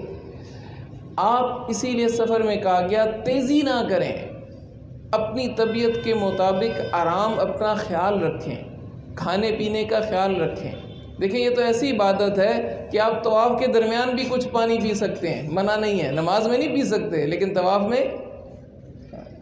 تو عمرہ بڑا یعنی ایک نارمل اپنے آپ کو ایسے رکھنا کہ آپ بالکل فریش محسوس کریں، اسی میں آپ کی عبادت کی لذت بڑھے گی۔ تو اپنے اوپر تھکاوٹ نہ لیں، اپنے اوپر بوجھ نہ لیں، دوسروں کی خدمت کو سامنے رکھیں۔ اب ہم شروع کرتے ہیں کہ آپ کی تیاری، یہ تو اوپر کی چیزیں ہو گئیں کہ آپ نے اخلاص کا خیال کیا، آپ نے سامان تیار کر لیا، آپ اچھے اخلاق خدمت کے جذبے سے جا رہے ہیں، خادم بن کے جا رہے ہیں۔ ایک اور بات یاد رکھ لیں، قدم قدم پہ آپ کو ضرورت پڑے گی، کام کی کوئی ضرورت پیش آئے گی۔ جہاز لیٹ ہو سکتا ہے، اب ضرورت پیش آ گئی۔ اب ایک رخ یہ ہے کہ فوراً ہم رخ کریں کمپنی والوں کی طرف، اور ایک رخ یہ ہے کہ آپ جس کے مہمان ہیں میزبان سے بات کریں، یا اللہ میرا جہاز لیٹ ہو گیا، اس کو ٹھیک کر دیں۔ 2 نفل پڑھ لیں، اللہ سے مانگنا شروع کر دیں۔ آپ دیکھیں گے یہ اس سفر ایسا ہے، آپ کی زبان پر ہوگا جو مانگا ملتا گیا، جو مانگا ملتا گیا، لیکن ہمارا رخ اللہ کی طرف جائے۔ اس کی میں مثال یوں دے دیا کرتا ہوں کہ دیکھیں آپ کے گھر میں مہمان آ جاؤں اور مجھے پانی کی ضرورت ہو، اور پڑوس والوں کا دروازہ کھٹکھٹا کے کہوں کہ جی مجھے پانی ادھر سے مل جائے، تو آپ کو برا لگے گا، مہمان میرے گھر بیٹھا ہے، پانی پڑوس سے مانگ رہے ہیں۔ تو آپ کس کے مہمان بن رہے ہیں؟ تو مانگنا کس سے ہوگا؟ اور مانگنا پڑے گا آپ کو۔ اس لیے شکوہ شکایت ہمارا اسی سفر میں ایک چیز آتی ہے کہ آپ کا عشق اللہ کی طرف جاتا جائے گا، شوق آپ کا بڑھتا جائے گا، شکوہ ختم ہوتا جائے گا۔ جس چیز کا شوق ہوتا ہے نا، وہ اولے کھا کے بھی انسان برداشت کرتا ہے۔ یہ ہمارے یہاں قریب جو پنڈی اسٹیڈیم ہم نے دیکھا تھا، عورتیں بچے میچ دیکھ رہے تھے، اوپر سے اولے پڑ گئے تو خوشی خوشی برداشت کر رہے ہیں۔ تو شوق تھا نا، شوق نے سب کچھ کرا دیا۔ تو جو شوق ہوتا ہے نا، اللہ کے راستے میں چلیں، گرمی سردی وہاں کا مشقت، تو اللہ کے لیے جا رہا ہوں، اللہ کے گھر کی زیارت کرنے جا رہا ہوں، تو شوق آپ کا شکوہ ختم کرے۔ یہ جو شکوہ آ رہا ہوتا ہے نا، کمرہ ٹھیک نہیں، نلکا ٹھیک نہیں، بستر ٹھیک نہیں، شوق ٹوٹ چکا ہوتا ہے۔ ہاں ہو سکتا ہے انسان کو، لیکن اس شوق میں شکوہ نہیں ہونا چاہیے، اس مسئلے کا حل ہونا چاہیے، شکوہ نہیں ہونا چاہیے، جھگڑا نہیں ہونا چاہیے۔ تو انشاءاللہ اس کی بھی پوری آپ نے ان 21 دن میں مشق کرنی ہے کہ آپ کی زبان پر شکوہ نہ آئے۔ جیسے مول صاحب نے بھی ایک سنایا، دہی کو بھی کھٹا نہیں کہنا، یہ بھی شکوہ ہے، اور اللہ کے نبی کو پسند نہیں آیا، کیا کہا؟ شہر چھوڑ دو۔ تو شکوہ زبان پر نہ آئے۔ باقی ترتیبوں میں اونچ نیچ ہوتی ہے، اس میں انسان مناسب انداز میں بات کر لیتا ہے، اس کا حل سوچ لیتا ہے، بتا دیا جاتا ہے انتظامیہ کو، اس کا حل وہ ڈھونڈتے ہیں، کام ہو جاتا ہے۔ بسیں تاخیر ہو جاتی ہیں، پہنچنے میں کمرے میں تھوڑی تاخیر، اس سب کو ہم نے برداشت کرنا ہے، ذہنی طور پہ تیار رہنا، یہ عمرہ ہے۔ اب آپ حضرات جب عمرہ شروع کریں تو گھر میں غسل کر لیں، اور غسل کر موقع نہیں ہے تو کوئی بات نہیں، غسل ضروری نہیں ہے، احسن افضل بات ہے، اچھی بات ہے، لیکن سردی کا موسم بھی ہے، رات کی فلائٹ بھی ہے، یہ نہ ہو کہ غسل کریں اور ٹھنڈ پڑ جائے تو پھر مشکل ہو جائے، تو احتیاط ہے۔ جس کو ایسی کوئی ضروری چیز نہیں ہے، وضو بھی کر سکتے ہیں۔ نفل گھر میں پڑھیں، یہ عمرے کے نہ پڑھیں، یہ سفر کی نیت سے پڑھیں۔ سفر کی نیت سے نفل پڑھنا گھر چھوڑتے ہوئے، یہ علیحدہ سنت ہے، ہمیشہ کی سنت ہے۔ جب بھی کہیں سفر کرنے لگیں، گھر میں 2 نفل پڑھنا، یہ بہترین تحفہ ہے گھر والوں کے لیے۔ پھر بسم اللہ توکلت علی اللہ کہہ کے گھر سفر شروع ہوگا، اللہ کی حفاظت میں آ جائیں گے، ذکر کرتے ہوئے چلیں۔ اپنا احرام آپ نے ساتھ، گھر میں اگر مردوں نے باندھنا ہے باندھ لیں، طریقہ یہاں بھی کچھ بتا دیں گے اس کے بعد تھوڑا سا، لیکن اس کو ہلکا نہیں لینا، یہ جانے سے پہلے مشق کرنی ہے احرام کی، احرام سے دوستی کرنی ہے. جیسے ہم شلوار قمیض پہن لیتے ہیں نا, مشکل نہیں ہوتی, سیکھنی نہیں پڑتی, ایسے احرام آپ کو آنا چاہیے. اس کو آخری دن پہ نہیں چھوڑنا. جو ہمارے پنجاب کا علاقہ ہے ان کے لیے مشکل نہیں ہوتا, لیکن کچھ حضرات جو نہیں عادی ہوتے ان کو سنبھالنا مشکل ہو جاتا ہے. کوشش کریں اگر گھر میں چادر باندھ کے واش روم یوز کر لیں, کیونکہ آپ نے اپنی طہارت کا بھی خیال رکھنا ہے, اس کی عادت ہونی چاہیے. تو یہ اس سے اپنے آپ کو یوز ٹو استعمال کا عادی بنا لیں. اب آپ احرام اگر آپ نے گھر میں باندھ لیا اچھا ہے, اس میں یہ انسان پیسے بھی سنبھال لیتا ہے, بیلٹ تسلی سے باندھ لیتا ہے, اوپر بے شک قمیض پہن لیں, اپنے نیچے والے حصے کو تیار کر لیا, بیلٹ باندھ لی, ایئرپورٹ پہ چلے گئے, بورڈنگ پاس مل گیا, مسجد کی جگہ بنی ہوئی ہے, آپ کی رات کی فلائٹ ہے, رات کو وہاں پہ پہنچ کے تہجد کی نماز بھی پڑھیں, احرام کے نفل بھی پڑھ لیں. 2 نفل جو احرام کی نیت سے پہلے پڑھے جاتے ہیں, آپ کو وہاں موقع مل جائے گا, تسلی سے وہاں پہ پڑھ لیں. اس کے بعد آپ ابھی نیت نہیں کرنی, احرام کی نیت نہیں, عمرے کی نیت نہیں کرنی, نفل پڑھ لیے ٹھیک ہے. پھر جب آپ بے شک جہاز میں بیٹھ جائیں, جہاز اڑ جائے, گھنٹہ گزر جائے, 2 گھنٹے کھانا کھا لیں, پھر بھی آپ نیت کر سکتے ہیں. بہتر یہی رہتا ہے آج کل, کیونکہ جہاز میں تاخیر ہو جاتی ہے. جس وقت آپ نے نیت کی تو اس وقت پھر آپ کے اوپر احرام کی پابندیاں, جو تھوڑی سی احتیاط والی چیزیں ہیں, وہ شروع ہو جاتی ہیں. تو اس لیے ہم یہ کہتے ہیں کہ آپ جہاز میں بیٹھ کے نیت کر لیں. اس کے لیے متصل نیت, نفل ضروری نہیں, نفل آپ نے ایئرپورٹ پہ پڑھ لیے ٹھیک ہے. اب نیت کیسے ہوگی؟ 2 کام جوڑ کے رکھنے ہیں. اے اللہ میں عمرے کی نیت کرتا ہوں, آسان فرما, قبول فرما. اردو میں الفاظ ہیں, دل میں ارادہ ہے, ساتھ ہی آپ نے اللہ کا ذکر تلبیہ پڑھنا ہے, لبیک اللہم لبیک, اے اللہ میں حاضر, اے اللہ میں حاضر. یہ دونوں کام جڑے ہوں گے. زبان سے نیت کے الفاظ ہوئے, اے اللہ میں عمرے کی نیت کرتا ہوں, اس کو دہرا لیں بے شک, اے اللہ میں عمرے کی نیت کرتا ہوں, کرتی ہوں, آسان فرما, قبول فرما. 3 باتیں. اس کے بعد ساتھ ہی آپ نے تلبیہ پڑھنا ہے. کیسے ہوگا؟ لبیک, آپ ساتھ ساتھ پڑھیں, لبیک اللہم لبیک, لبیک لا شریک لک لبیک, ان الحمد والنعمت لک والملک لا شریک لک. یہ دیکھ کر بھی پڑھ سکتے ہیں, زبانی ضروری نہیں. اگر پڑھا نہیں جا رہا تو کوئی ساتھ پڑھا دے ایک بار بس. یہ پڑھنے کے بعد اب آپ احرام میں آ گئے, آپ نے عمرے کا پہلا فرض ادا کر دیا. عمرے میں 2 فرض بتائے تھے. پہلا فرض تھا نیت تلبیہ, نیت اور تلبیہ, اور احرام کی چادر باندھی ہوئی آپ نے. اب آپ پر احرام کی پابندیاں آ گئیں. یہاں سے ہم تھوڑا سا یہ لیتے ہیں کہ احرام کی پابندی مشکل نہیں ہے. خوف محسوس ہوتا ہے, پتہ نہیں میں احرام باندھا کچھ نہ ہو جائے, غلطی نہ ہو جائے. دیکھیں سب سے آسان, آپ نے جب تک صحیح نہیں کی بال نہیں کاٹنے. عورتوں نے بھی بال نہیں کاٹنے, کنگھی نہیں کرنی, ایک بڑی احتیاط ہے. تو ہم ہر وقت تو بال نہیں کاٹتے. آپ نے ناخن نہیں کاٹنے, ناخن آپ پہلے کاٹ چکے ہیں, ناخن نہیں کاٹنے, یہ بھی پابندی آسان ہے, ہر وقت نہیں کاٹ رہے. آپ نے شکار نہیں کرنا, شکار بھی ہم میں سے کوئی نہیں کرتا, یہ بھی ختم ہو گئی. آپ نے سلا ہوا کپڑا مردوں نے نہیں پہننا, تو مرد تو چادر باندھ چکے ہیں احرام کی, تو وہ پابندی بھی. ایک اور پابندی مردوں کے لیے چپل کی, کہ ابھری ہوئی ہڈی اور ٹخنا کی ہڈی, اس کو کھلا رکھنا ہے. کینچی چپل کے طور پہ یا اس طرح کی گول چپل آتی ہے اس کو پہن لیں, اوپر والی پٹی والی نہ پہنیں. عمرے میں کوئی زیادہ چلنا تو ہوتا نہیں, تو یہ پابندی بھی ختم ہو گئی. خواتین کا اپنا لباس ہی پورا وہ پہن سکتی ہیں, یہ لباس احرام نہیں ہوتا. اور یہ جو اسکارف ہوتا ہے نا خواتین کا, یہ بھی احرام نہیں ہوتا, یہ پردے کے لیے ہوتا ہے, بالوں کو چھپا کے رکھنا ہے. لیکن جب وضو کرنا ہے تو اسکارف کو ہٹانا ہے, پردے کی جگہ پہ, وضو کی جگہ پہ اسکارف ہٹائیں, اور اس فرض کو جو مسح ہوتا ہے بالوں پہ کرنا ہے, کپڑے کے اوپر نہیں کرنا. بعض خواتین کو شک ہوتا ہے کہ جی احرام نہیں کھولنا, یہ احرام نہیں ہے. احرام آپ کی نیت اور ارادہ ہے. اچھا, احرام کی چادر کو آپ بدل بھی سکتے ہیں, گندی ہو گئی, میلی ہو گئی, ناپاک ہو گئی, خواتین نے اپنے لباس کو بدلنا ہے, 2 بار بدلیں, 3 بار بدلیں, کوئی قید نہیں.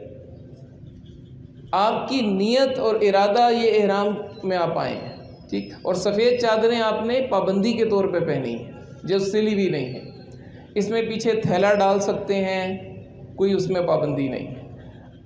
اب اگلی پابندی کو لیں تو ایک بڑی پابندی ہے جو سب سے اہم ہے، وہ ہے خوشبو سے بچیں۔ خوشبو والا صابن، خوشبو والا پیسٹ، یہ عام طور پہ ہم صابن استعمال کرتے ہیں، لیکوڈ صابن ہوتا ہے، جہاز میں ویٹ ٹیشو سامنے آتا ہے، اس سے آپ نے اپنے آپ کو بچانا ہے۔ کھانے کے وقت وہ ویٹ ٹیشو گیلا سا خوشبو والا ہوتا ہے، اگر آپ نیت کر چکے ہیں اور اس کو ہاتھ لگایا پھر مسئلہ گڑبڑ ہے، تو اس کا خیال کریں۔ خوشبو ایک اہم چیز ہے پوری احرام کی پابندی میں جس کا آپ نے خیال رکھنا ہے، باقی کوئی ایسی مشکل پابندی نہیں۔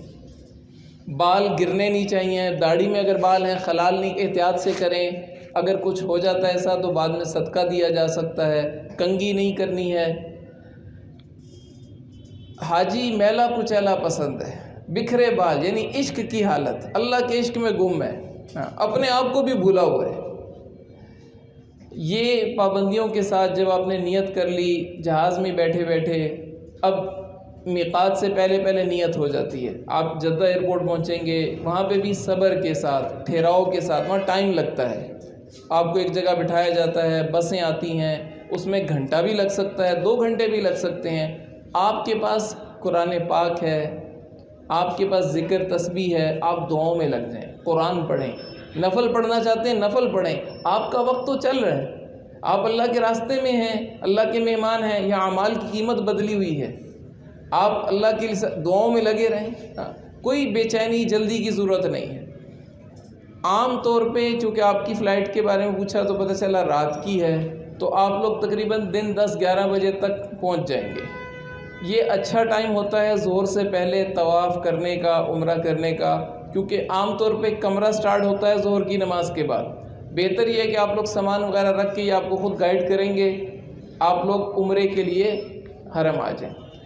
جب وہاں مکہ مکرمہ پہنچیں گے، ہوٹل کی تقسیم، کمروں کی تقسیم یہ لوگ بنائیں گے، آپ اپنا سامان وہاں محفوظ ہوتا ہے، کہیں چوری نہیں ہوتا، سامان ایک جگہ پہ رکھ کے آپ حرم کی طرف سفر شروع کریں کہ ہم عمرے کی ادائیگی پہلے کر لیں۔ ہاں، اس موقع پہ اگر کسی کو کھانے پینے کی حاجت ہے، چائے کی حاجت ہے، سفر سے آ رہے ہیں، بلا تکلف اس کو پہلے پورا کریں، کیونکہ عمرہ یہ 10 منٹ کی نماز نہیں ہے، یہ 1.5 گھنٹے 2 گھنٹے کا عمل ہے۔ آپ فریش ہونے چاہیے، یہ نہیں کہ 10 منٹ کی نماز پڑھی اور بھوک بھی لگی ہوئی ہے تو آپ پہلے اپنی بھوک کو دور کریں، رات کا سفر کیا ہے، چائے پینی ہے چائے پی لیں، پھر آپ عمرے کے لیے چلیں۔ اب ہم عمرہ شروع کرتے ہیں، حرم پہنچیں گے، یہاں اللہ تعالیٰ اپنے آنے والے مہمان کا اکرام کرتے ہیں۔ جیسے آپ کے گھر میں اکثر کوئی مہمان آتا ہے نا، پیچھے اطلاع ہوتی ہے تو شربت تیار ہوتا ہے، گرمی ہو تو فوراً شربت پیش کر دیا جاتا ہے، بٹھایا جاتا ہے، محبت سے گلے ملتے ہیں۔ اللہ پاک بھی ایسے ہی اپنے آنے والے کا اکرام کیا کرتے ہیں کہ اللہ کے دروازے پر پہنچتے ہی اللہ کے گھر کو دیکھو اور جو دعا مانگو اللہ قبول کر لے۔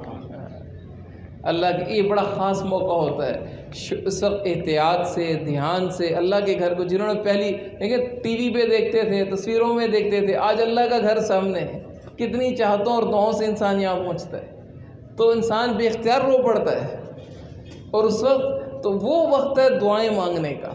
اب یہاں سے آپ کی دعا شروع ہو گئی، آپ یعنی کوشش یہ کریں دروازے سے جب داخل ہوں، کیونکہ ایک بار بالکل دروازے سے ہی نظر آ جاتا ہے بیت اللہ، تو نظر جھکا کے رکھیں، وہاں دروازے پہ تو دعا نہیں ہو سکتی، لوگ آ جا رہے ہیں، آگے چل کے تھوڑا سا کنارے پہ ہٹ کے پھر آپ بیت اللہ کو دیکھیں اور پھر دعا مانگیں، جتنی دیر آپ کی ہمت ہے دعا مانگیں۔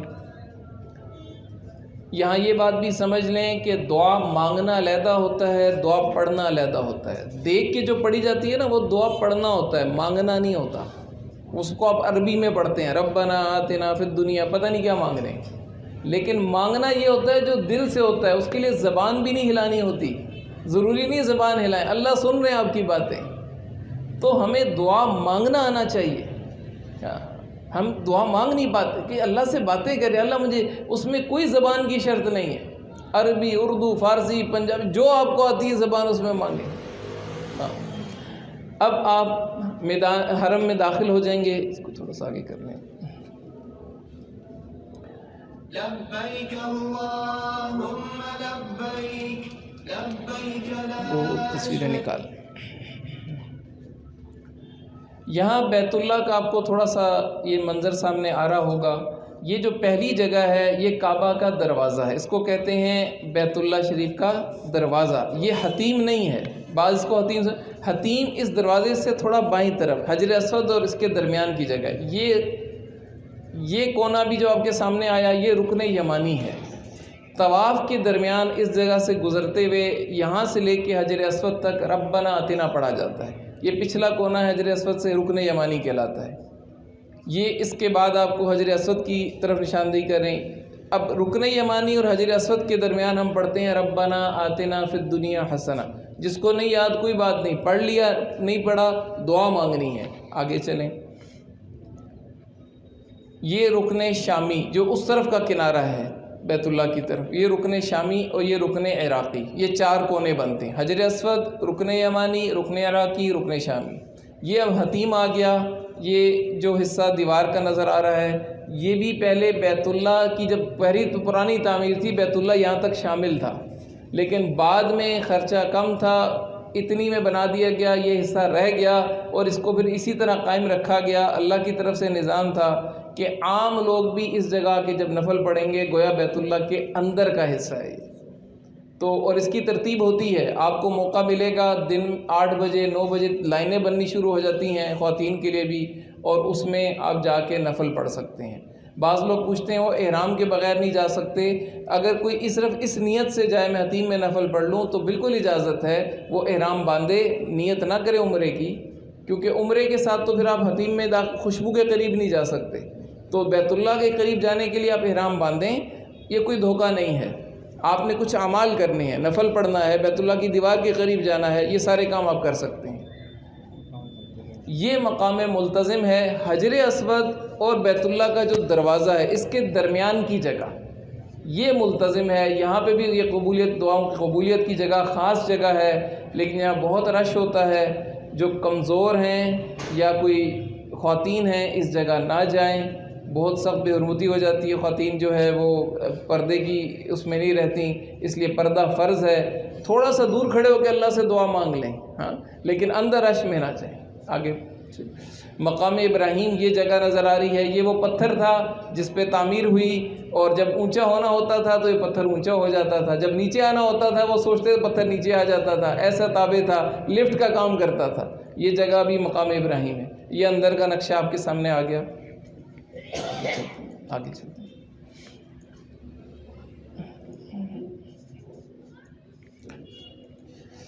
یہ آپ کو میں نے بتائے تھے 2 فرائض 2 واجب، 2 فرض 2 واجب. ابھی تک آپ نے 1 فرض ادا کیا ہے، وہ اگر کسی کو ذہن میں ہے تو دہرا سکتا ہے.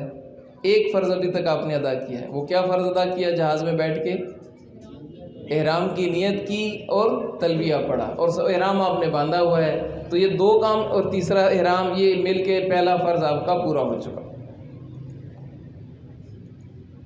میقات کے مقام سے پہلے احرام کا باندھنا، نیت کر کے تلبیہ پڑھنا، یہ پہلا فرض آپ کا پورا ہو چکا ہے. دوسرا فرض ہے طواف، بیت اللہ کے 7 چکر.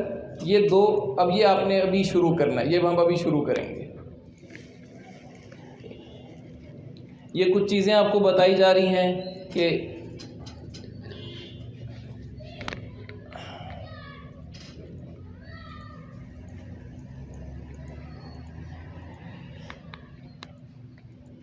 خواتین پردے کا اہتمام کریں. پردے کے لیے یہ ایسی ٹوپی آ جاتی ہے، یہ آج کل ملتی بھی ہے. امی عائشہ کی حدیث ہے کہ جب ہم حج عمرے پہ گئے تو چہرے پہ کپڑا تو نہیں لگنا، لیکن ہم اپنی اوڑھنیوں کو اپنے ہاتھ کے ذریعے سے آگے کر لیتے جب غیر محرم آتے، اور جب نہ کوئی ہوتا تو پھر ہم اوڑھنیوں اوپر کر لیتے.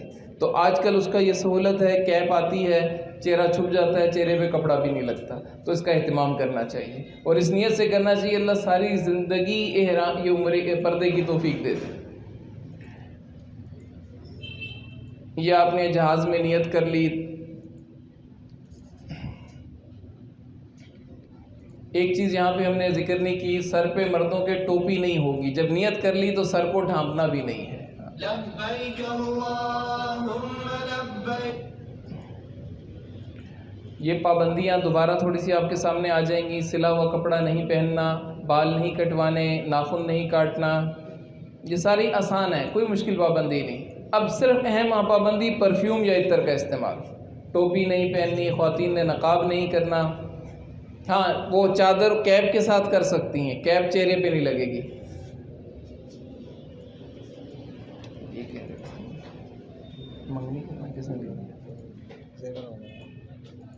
شکار کرنا کسی بھی جاندار کی.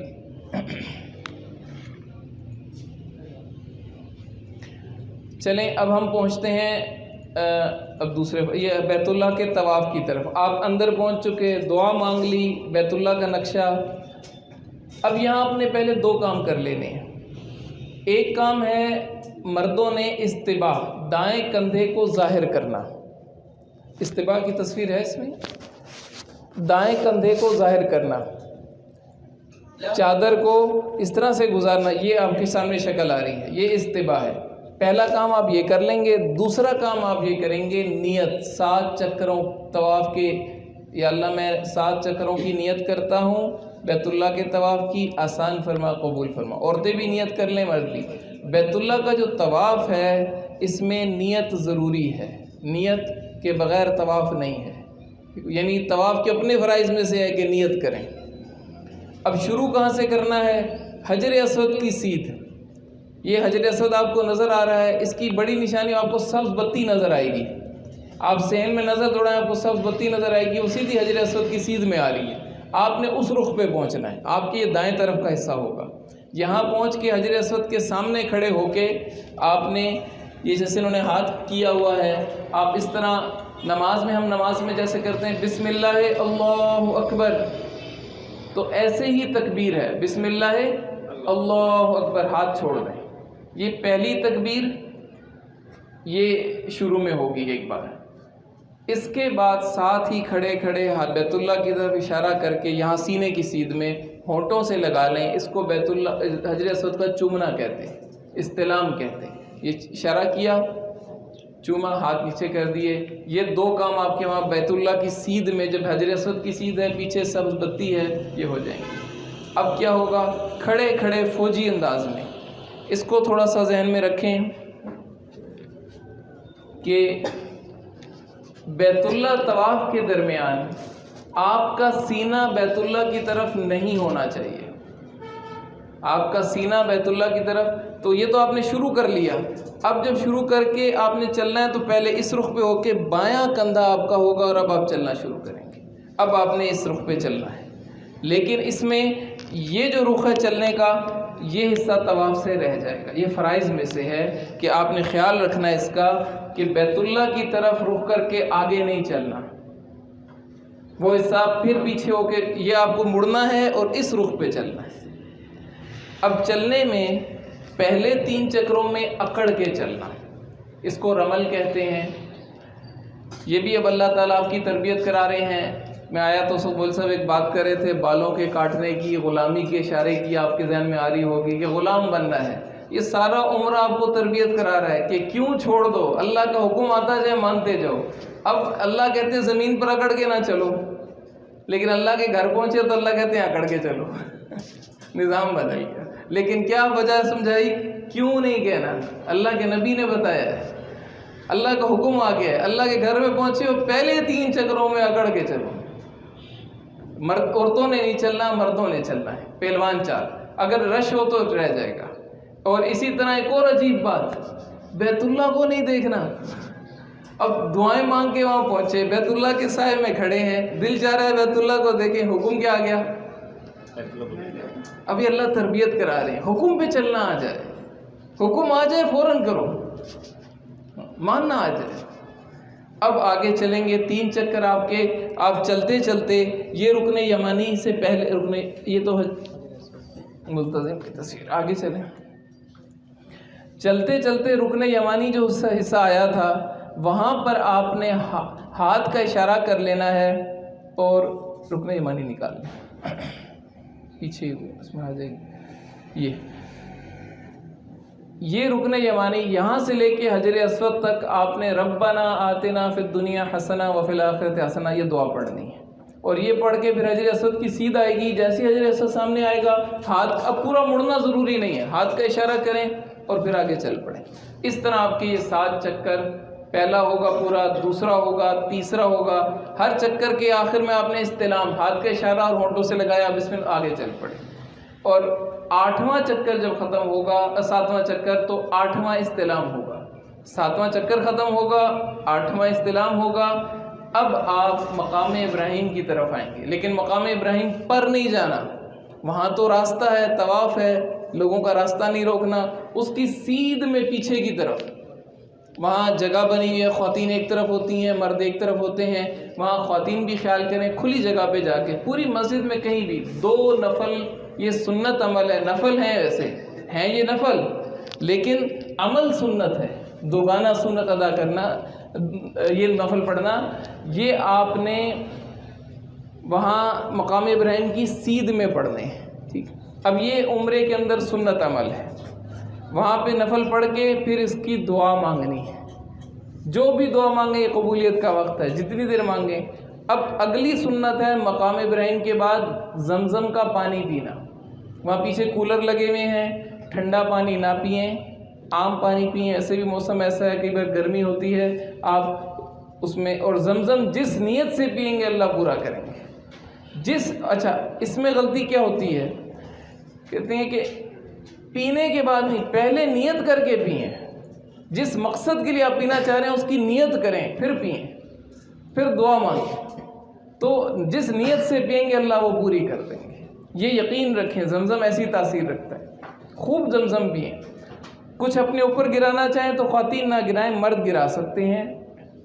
اس کے بعد آپ نے وہاں سے اب صفا مروہ کی طرف جانا ہے، وہیں سے راستہ جا رہا ہے، جب آپ صفا کی طرف جانا شروع کریں گے تو راستے میں سبز بتی آپ کو اوپر اونچائی پہ ملے گی، جب آپ صفا کے قریب پہنچیں گے اس سے پہلے سبز بتی نظر آئے گی، سبز بتی سے آپ بیت اللہ کی طرف ہاتھ کا اشارہ کر کے 9واں استلام کر لیں، یہ بھی سنت عمل ہے۔ یہ پورا ہو گیا، اب صفا پہ آتے ہیں۔ صفا پہاڑی کا نام ہے، اب تو وہ پہاڑی کی شکل صرف ہلکی سی رہ گئی، باقی تو ایک اندر مسجد کے اندر جگہ ہے۔ صفا سے مروہ، مروہ سے صفا، یہاں اپنے 7 چکر پورے کرنے ہیں، یہ اس کو کہتے ہیں سعی، یہ عمرے کا پہلا واجب، یہ عمرے کا پہلا واجب سعی۔ شروع کیسے ہوگی؟ بیت اللہ کی طرف رخ کیا، دعا کی طرح ہاتھ اٹھائے اور دعا مانگی، اگر چوتھا کلمہ یاد ہو چوتھا کلمہ پڑھ لیں، درود شریف پڑھیں، دیکھ کر کچھ دعائیں ہیں دیکھ کے پڑھ سکتے ہیں، نہیں یاد ہیں کوئی بات نہیں، جو دعا ہے یاد ہے پڑھ کے اب چلنا شروع کریں۔ سعی کے لیے وضو شرط نہیں ہے، وضو نہ ہو تو کوئی بات نہیں، لیکن طواف کے لیے وضو شرط ہے، طواف کے لیے وضو، اگر وضو ٹوٹ گیا تو پھر وضو کر کے آ کے آپ وہیں سے شروع کر دیں۔ آج کل رش ہوتا ہے اس لیے اس کی گنجائش دی ہے کہ جس چکر میں ٹوٹا ہے وہیں سے اس کو شروع کر دیں۔ صحیح آپ نے صفا سے لے کے مروہ پہنچنا ہے، 1 چکر، مروہ سے صفا آنا ہے، 2 چکر، درمیان میں 2 سبز بتیاں ہوں گی، پہلی سبز بتی پہ دوڑنا ہے، دوسری پہ رک جانا ہے، لیکن دوڑنا کس نے ہے؟ مردوں نے دوڑنا ہے۔ بڑا اہم موقع ہے اور سمجھنے کا موقع ہے، اور اپنے آپ کو بھی سمجھانے کا موقع ہے، کیونکہ ہم سبھی اپنے بچوں کو جو ہے نا، اس وقت میں اس پہ تو رو ہی پڑتا ہوں کہ ہم اپنے بچوں کے ساتھ ایسا ظلم کر رہے ہیں۔ اللہ پاک اپنے گھر میں بلا کے کہہ رہے ہیں کہ عورتیں نہ دوڑیں۔ سنت کس کی ہے؟ امی ہاجرہ کی۔ امی ہاجرہ کیوں دوڑی تھیں؟ چھوٹے اسماعیل ایسی جگہ پہ تھے کہ نظروں سے اوجھل ہو گئے، یہ جگہ تھوڑی ڈھلوان میں تھی، تو دوڑی کہ میری نظروں میں تو رہے بچہ، تو اللہ کو پیار آیا کہ دیکھو ماں کتنی بے چین اپنے بچے کے لیے، اتنی گہرائی تھوڑی سی تھی، تو اتنی جگہ پہ کہا جو بھی آئے گا، نبی بھی آئے گا دوڑے گا، لیکن عورت نہیں دوڑے گی۔ کیوں؟ حیا، عورت نہیں دوڑے گی۔ آج ہمیں اس کو سوچنا چاہیے کہ اور اس کی نیت کریں کہ ہم اپنی بچیوں کو اسکولوں میں جا کے دوڑانوں میں نہ لگیں۔ اس وقت دھکیلا جا رہا ہے کہ بچیوں کو دوڑاؤ دوڑاؤ دوڑاؤ، یہ بہت بڑا نقصان ہے امت کا، بہت بڑا نقصان ہے۔ یہ زلزلوں کو دعوت دینا ہے، اللہ ہمیں اس حفاظت کی توفیق دے۔ اب آپ مروہ پہنچیں گے، مروہ سے صفا، صفا سے مروہ، انشاءاللہ 7 چکر جب پورے ہو گئے تو اب آپ نے حلق، آخری عمل بال کٹوانا۔ 2 چیزیں ہیں، قصر کرنا، حلق کرنا۔ جن کے بال بڑے ہیں، پورے سے زیادہ ہیں، وہ قصر بھی کر سکتے ہیں، مشین پھیر سکتے ہیں، لیکن جن کے بال چھوٹے ہیں ان کو حلق کرنا پڑے گا، مشین پھیرنی ہوگی۔ اور اس میں یاد رکھیں 1/4 سر ضرور ہونا چاہیے۔ تو قصر کرنے والے کے لیے نبی علیہ السلام نے 1 دعا دی، لیکن حلق کرنے والوں کو 3 دعائیں تھیں۔ پسند فرمایا، ترغیب دی کہ حلق کراؤ۔ تو بالوں سے محبت نہ کرو، اللہ کے عمل حکم سے محبت کرو، نبی کے طریقے سے محبت کرو، تو بڑے خوشی کے ساتھ جو ہے نا بالوں کو اڑا دیں، اس طرح پھروائیں۔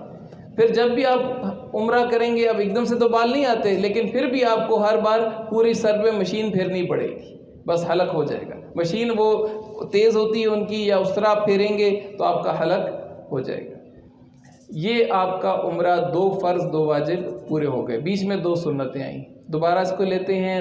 پہلا فرض جہاز میں احرام، نیت، اس کے بعد آپ نے دوسرا فرض آپ کا ہوا طواف، اس کے بعد 2 سنتیں تھیں، مقام ابراہیم کے نفل، زمزم کا پانی، وہاں سے چلے صفا مروہ، تو صفا مروہ کی سعی پہلا واجب اور حلق کرانا دوسرا واجب۔ اب آپ جا کے غسل کریں، عام کپڑوں میں آ جائیں اپنے، اور خواتین ذرا اس کا خیال کریں کہ وہاں کونے پہ جگہ ہوتی ہے، وہ ایک دم سے اپنا اسکارف وغیرہ اتار دیتی ہیں، بے پردگی ہو جاتی ہے، ایسا نہ کریں۔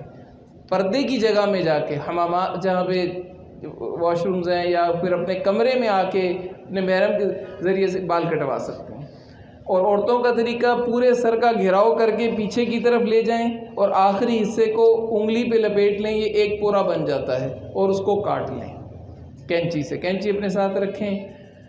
یہ عمل آپ کا ہو گیا، آپ کی پابندیاں ختم، آپ کا عمرہ پورا ہو گیا۔ اب آپ وہاں پہ رہتے ہوئے حرم میں، حرم کی نمازوں کا خیال کرنا، حرم کے آداب کا خیال کرنا، زیادہ وقت حرم میں گزرے، بازاروں میں نہ گزرے، اپنے کھانے کی، سونے کی ترتیب بنائیں، اور جتنے طواف کر سکتے ہیں۔ دوبارہ عمرہ کرنا ہوگا آپ کو مسجد عائشہ آنا ہوگا، مسجد عائشہ سے احرام باندھ کے آپ پھر جائیں گے۔ بڑا عمرہ کہلاتا ہے جیرانہ سے، وہاں بھی ایک لوگ آپ کو لے کے جائیں گے۔ اب طائف کی طرف سے بھی اجازت ہے، طائف سے بھی واپس آتے ہوئے احرام باندھنا ہوتا ہے۔ یہ تو عمرے کا ہم نے ایک تھوڑا سا خاکہ کر لیا، ٹھیک۔ اب مکہ مکرمہ میں بہت ساری زیارتیں بھی ہیں، ان زیارتوں کی طرف بھی جانے کا شوق ہونا چاہیے، لیکن کس نیت سے؟ یہ وہاں جو جگہ ہے نا، وہ چومنے والی جگہ نہیں ہے، وہ جو وہاں واقعہ ہے نا، اس کو دل میں اتارنے کی بات ہے کہ یہاں کیا واقعہ پیش آیا تھا، یہاں قربانی کیا ہوئی تھی، یہاں کیا، یہ جس جگہ پہ آپ جا رہے ہیں اس کی تاریخ میں پیچھے چلے جائیں، اس واقعے کو اپنے اندر لائیں کہ مجھے کیا کرنا چاہیے، دین کیسے آیا تھا، دین کے لیے کیا کیا قربانیاں ہوئیں۔ غار ثور کا واقعہ کیا ہے، 3 دن حضور وہاں اس غار میں ٹھہرے، کیسے جو ہے حضرت اسماء رضی اللہ عنہ کھانا لے کر رات کو پہنچتی تھیں ان حضرات کے لیے، اور وہ جو پیچھے پورے کفار مقابلے پہ تھے۔ اب یہ جگہیں ہم آپ کو تفصیل سے بتائیں گے، ان جگہوں میں ہم پیچھے پہنچ جائیں۔ پتھروں کو چومنا کوئی مقصود نہیں ہے۔ غار حرا میں کیا ہوتا تھا، حضور کو کیسے اللہ کی طرف سے جب پیغمبر آئے، وہ پیغمبری ملی، جبرائیل علیہ السلام آئے، تو وہ ساری چیزیں ہمارے سامنے آ جائیں۔ انشاءاللہ ان جگہوں کے قریب پہنچ کے جب اللہ کی طرف رجوع ہوتا ہے، اللہ دل میں اس کی روحانیت اتارتا ہے۔ آپ لوگوں کی پھر مدینہ منورہ حاضری ہوگی۔ مدینہ منورہ کے بھی چند موٹے موٹے آداب آپ کے سامنے رکھیں گے، باقی دوران سفر بھی آپ کو بتاتے رہیں گے۔ یہ بھی وہی جگہ کہ یہاں پہ بھی زبان کا خیال رکھنا ہے، کسی سے جھگڑا نہ ہو، کسی سے بد کلامی نہ ہو۔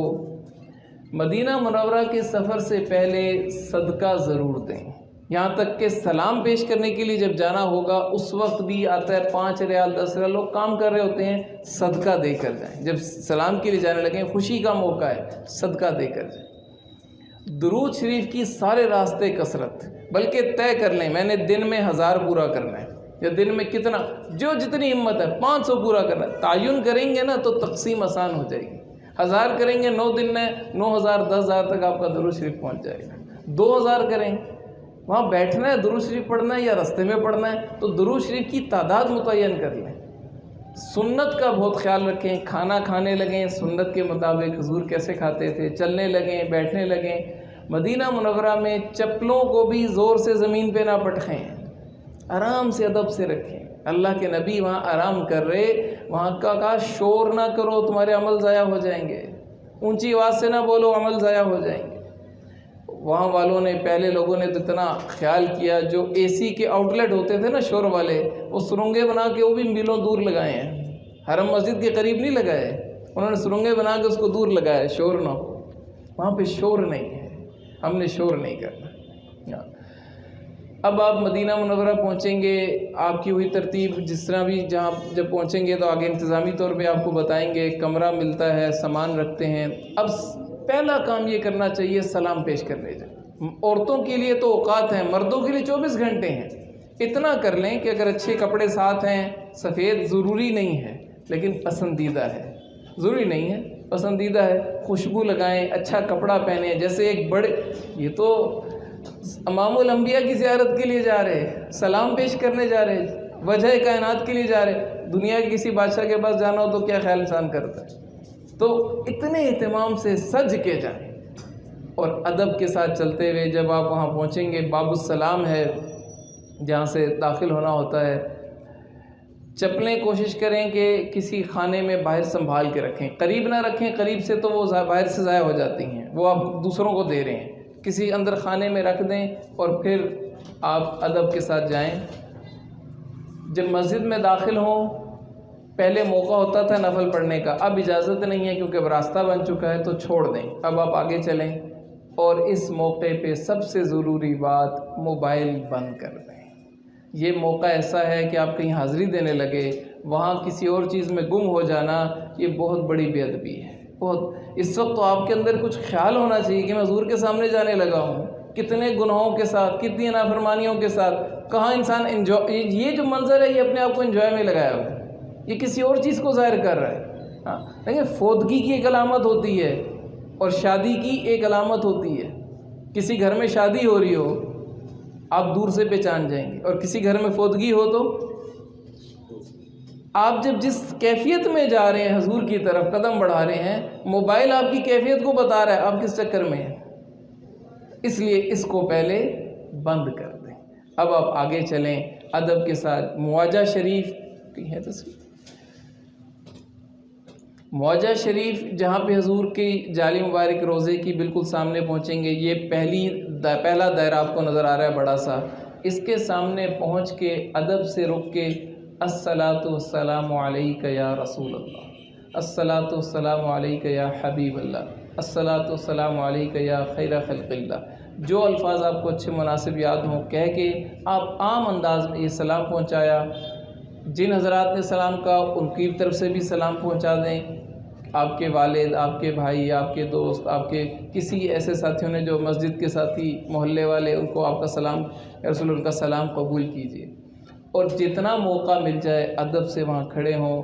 پہلے لوگ تو یہاں پہنچ کے کانپ جاتے تھے, آنکھوں سے بات ہوتی تھی بس, اور ہر ایک کی اپنے عشق کا انداز ہے. اگر کسی نے سلوٹ کر دیا وہ بھی اس کا عشق کا انداز ہے. یہ بڑے عشق کی جگہ ہے, عشق کا مقام ہے. یہاں پہ جتنی دیر موقع ملے کھڑے ہوں. پھر ادب کے ساتھ تھوڑا سا آگے چلتے ہوئے دائیں طرف جو دوسری جالی ہے, صدیق اکبر رضی اللہ تعالیٰ عنہ, کہ اتنا مقام اللہ نے دیا. فرمایا جنت کا ہر دروازہ پکارے گا, فرمایا ہر ایک کا حق ادا کر دیا, ابو بکر کا حق اللہ ہی ادا کریں گے. اتنا دیا, اتنا اللہ کے لیے لٹایا, سارا کچھ لٹا دیا. اور اللہ پاک کا جو جلال ہے وہ صدیق اکبر کے سامنے آئیں گے تو ٹھنڈا ہو جائے گا کہ ہاں ان کو میں نے دینا ہے, میرے دین کی خاطر اپنا جان مال بچے سب لگا دیے, اللہ کے رسول کو دے دیے. تو ادب کے ساتھ صدیق اکبر ان کو سلام پیش کریں. پھر ساتھ ہی تیسری نمبر پہ حضرت عمر رضی اللہ, شیخین, تیسرے نمبر پہ کیا فرمایا, اے عمر تم جہاں سے گزرو شیطان نہیں گزر سکتا. اللہ نے ان کو بھی مقام دیا, بعد میں آئے تھے لیکن اللہ نے وہ مقام دیا, اسلام پھیلتا چلا گیا, وسعت پھیلتی چلی گئی. قرآن کی آیات آپ کی زبان پر اللہ اتار رہے ہیں, हाज़ा बुहतानुन अज़ीम, कुरान के अल्फाज हैं, लेकिन ये अल्फाज पहले हज़रत उमर बोले। तो मकाम है, शान है। इसीलिए अदब के साथ यहाँ भी सलाम पेश करके अब मस्जिद नबी से बाहर जाएंगे, क़िबला रुख होकर दुआ मांगेंगे। दुआ हमेशा क़िबला रुख है, कब्र की तरफ नहीं है। कब्रिस्तान जाएं तब भी कोशिश ये होनी चाहिए क़िबला रुख दुआ मांगें। दुआ अल्लाह से है, और ये जो दुनिया में सारे इनके लिए तो है, कई नेक लोग वसीला ज़रिया ज़रूर होते हैं, बाकी दुआ अल्लाह से मांगनी है। तो वहाँ भी क़िबला रुख होके अल्लाह से दोबारा हाज़िरी को मांगें, अपने गुनाहों की माफ़ी को मांगें। नबी अलैहिस्सलाम की अल्लाह की कुरान में अल्लाह ने उतार दिया कि जो आएंगे अपनी गलती को पेश करेंगे और आप अलैहिस्सलाम का वसीला, तो अल्लाह पाक उनके गुनाहों को माफ़ कर देंगे। इंशाअल्लाह बड़ा मुबारक मौका है, दोबारा हाज़िरी को मांगें। फिर आपको रियाज़ुल जन्ना का भी मौका मिलेगा, वहाँ पे जन्नतुल बकी जाने का मौका मिलेगा। उसकी तरतीब सारी आपको समझाते रहेंगे। वहाँ की भी ख़ास ज़ियारतें हैं, ख़ास तौर पे 2 जगह कुबा और ओहद, दोनों की तरफ जाना ये ज़रूरी है। कुबा भी जाएं, ओहद भी जाएं। वहाँ पे हज़रत हमज़ा, सैयदना हमज़ा रज़ी अल्लाह अन्हु की शहादत हुई और 70 सहाबा वहाँ मदफन हैं। तो वहाँ के लिए भी दुआ हजूर की, वहाँ जाके उन शुहदा के लिए दुआ करें। और भी मकाम अल्लाह आपको दिखाएंगे। अल्लाह आपके सफ़र को आसान फरमाए। कोई मुख्तसरन बात पूछने की हो, जहन में हो तो पूछ लें। बिस्मिल्लाह वस्सलातु वस्सलामु अला रसूलिल्लाह। अल्हम्दुलिल्लाह, मुफ्ती साहिबान ने बहुत अच्छी तरह से आपको रूहानी तौर पे और उम्रे का कंप्लीट एक मुकम्मल जो तरीक़ाकार है, अदब के साथ मदीना पाक की जो हाज़िरी है वहाँ तक भी डिटेल में सारा चीज़ें बता दी गई हैं। अब कुछ इंतज़ामी चीज़ें वो भी बड़ी ज़रूरी हैं, क्योंकि जो हाजी साहिबान है, जैसे हज़रत ने पहले भी बताया कि वहाँ पे जाके एक सब्र का मुज़ाहरा करना है, ज़र्फ़ का मुज़ाहरा करना है, और शिकवा शिकायत जो है, एक तो चीज़ें जो आपके साथ तय हुई हैं अल्हम्दुलिल्लाह वो ऑन द रिकॉर्ड हैं सारी चीज़ें, जो जहाँ पे फ़ासला बताया गया है उसकी कुछ तफसील भी बयान कर देता हूँ। बहुत से हमारे हाजी साहिबान ऐसे हैं जो किसी के तवस्सुत से, किसी के रेफरेंस से आए हैं। तो ट्रेनिंग करने का मकसद जो है वो महज़ अल्लाह की रज़ा की खातिर आप लोगों को जो उम्रा आप अदा कर रहे हैं, तो इस उम्रा ट्रेनिंग का मकसद जो है वो खुसूसन जो है आप लोगों को अच्छी तरह से इस्लाह देना है। हमारा कोशिश यही है कि जाने से पहले फिर साथ एयरपोर्ट पे जद्दा, इसी तरह मक्का मदीना, फिर वापसी वहाँ की ज़ियारत। और इसी वजह से अल्हम्दुलिल्लाह हम ये कह सकते हैं कि हम उम्रे को बेचते नहीं होते हैं, उम्रे को करवाते हैं साथ होके। इंशाअल्लाह मैं बतौर खादिमैन आपके साथ हूँ, दोनों हरम में आपके साथ वहाँ पे ज़ियारत हैं, इंतज़ामी अमूर हैं, कदम ब कदम रहनुमाई है। इंशाअल्लाह ये शरई अमूर हैं, इंशाअल्लाह वो आपके साथ होके सारी चीज़ों की अदायगी होगी। वहाँ पे जो जो ज़ियारत का ज़िक्र किया गया पैकेजेस में, इंशाअल्लाह वो सारी चीज़ें शामिल होंगी। उसमें एक दफ़ा मैं पैकेज के ऊपर थोड़ी सी तफसीलन वजाहत कर देता हूँ कि हमने 2 पैकेज इसमें अनाउंस किए थे, एक सिल्वर पैकेज के नाम से, गोल्ड पैकेज के नाम से। सिल्वर पैकेज जो है हमारा वो 2,20,000 रुपये का है, गोल्ड पैकेज 2,40,000 रुपये का है। इसमें आपकी सारी चीज़ें शामिल हैं, वहाँ की मक्का मदीना की रिहाइशें, वहाँ की ज़ियारत, ट्रांसपोर्टेशन, आपका उम्रे का वीज़ा, मेडिकल इंश्योरेंस आपकी, इसके बाद रिटर्न एयर टिकट। सिर्फ खाने पीने का ख़र्चा जो है वो आप साहिबान का अपना होगा। वो भी हम वहाँ पे एक रूटीन ऐसी बनाते हैं कि इज्तिमाई फ़ैमिली का माहौल बन जाता है। इंशाअल्लाह हम यहाँ इस्लामाबाद एयरपोर्ट से ही इकट्ठे हो जाएंगे सारे। तो आप कमरे में 4 हैं, 5 लोग हैं, आप आपस में मिल के किसी एक कमरे में किसी एक को अमीर बना दें, और वहाँ से इसी तरह के खाने में मिलजुल के जब चलेंगे तो वो इंशाअल्लाह ख़र्चा भी मुनासिब आ जाता है और उसमें इत्तेफाक में बरकत भी हो जाती है। तो खाना आप लोगों को अपना होगा, बाकी इंशाअल्लाह सारी सर्विसेज जो हैं वो हमारी इस्लामाबाद एयरपोर्ट से लेकर वापसी इस्लामाबाद एयरपोर्ट तक की सारी इंशाअल्लाह इस पैकेज में शामिल हैं। 2-3 चीज़ें ऐसी हैं, जैसे आजकल आपने देखा है धुंध वगैरह, पिंडी, इस्लामाबाद और लाहौर में जो है वो उन्होंने रेड अलर्ट जारी किया हुआ है। इस सूरत में जहाज़ों की परवाज़ें जो हैं वो अक्सर ताख़ीर का शिकार हो जाती हैं। ये हमारे बस में नहीं होता। जैसे हज़रत ने भी पहले कहा कि अगर फ़्लाइट लेट हो गई है तो आप अल्लाह ताला से लो लगा लें, या अल्लाह के कोई हमसे गुस्ताखी होगी है, क्या हो गया कि हमारी जो आमद है आपके घर में उसमें ताख़ीर हो रही है, तो जहाज़ लेट हो सकता है। इंशाअल्लाह वो आपको ऑन टाइम बता दिया जाएगा। कोशिश यही होगी हमारी कि जिस टाइम भी हमें एयरलाइन की तरफ से अगर कोई मैसेज आता है, वैसे आपकी फ़्लाइट है 23 तारीख की रात 2 बजे की, तो हम इंशाअल्लाह आप लोगों को, क्योंकि 24 तारीख को यहाँ पे धरने का भी ऐलान दे दिया गया PTI की तरफ से, तो रास्ते आपको पता है 1 दिन पहले बंद कर दिए जाते हैं। तो घर से एयरपोर्ट तक पहुँचना ये तमाम हुज्जाज की अपनी ज़िम्मेदारी होगी कि आपने एयरपोर्ट पर पहुँचना अपना यकीनी बनाना है। अगर कोई इन एरिया से बाहर निकल सकता है जहाँ पे रास्ते बंद होते हैं नॉर्मली, تو کوشش کریں کہ ان ایریا میں ایک دن پہلے چلے جائیں تاکہ آپ کو کسی بھی طرح سے کوئی پریشانی کا سامنا نہ ہو۔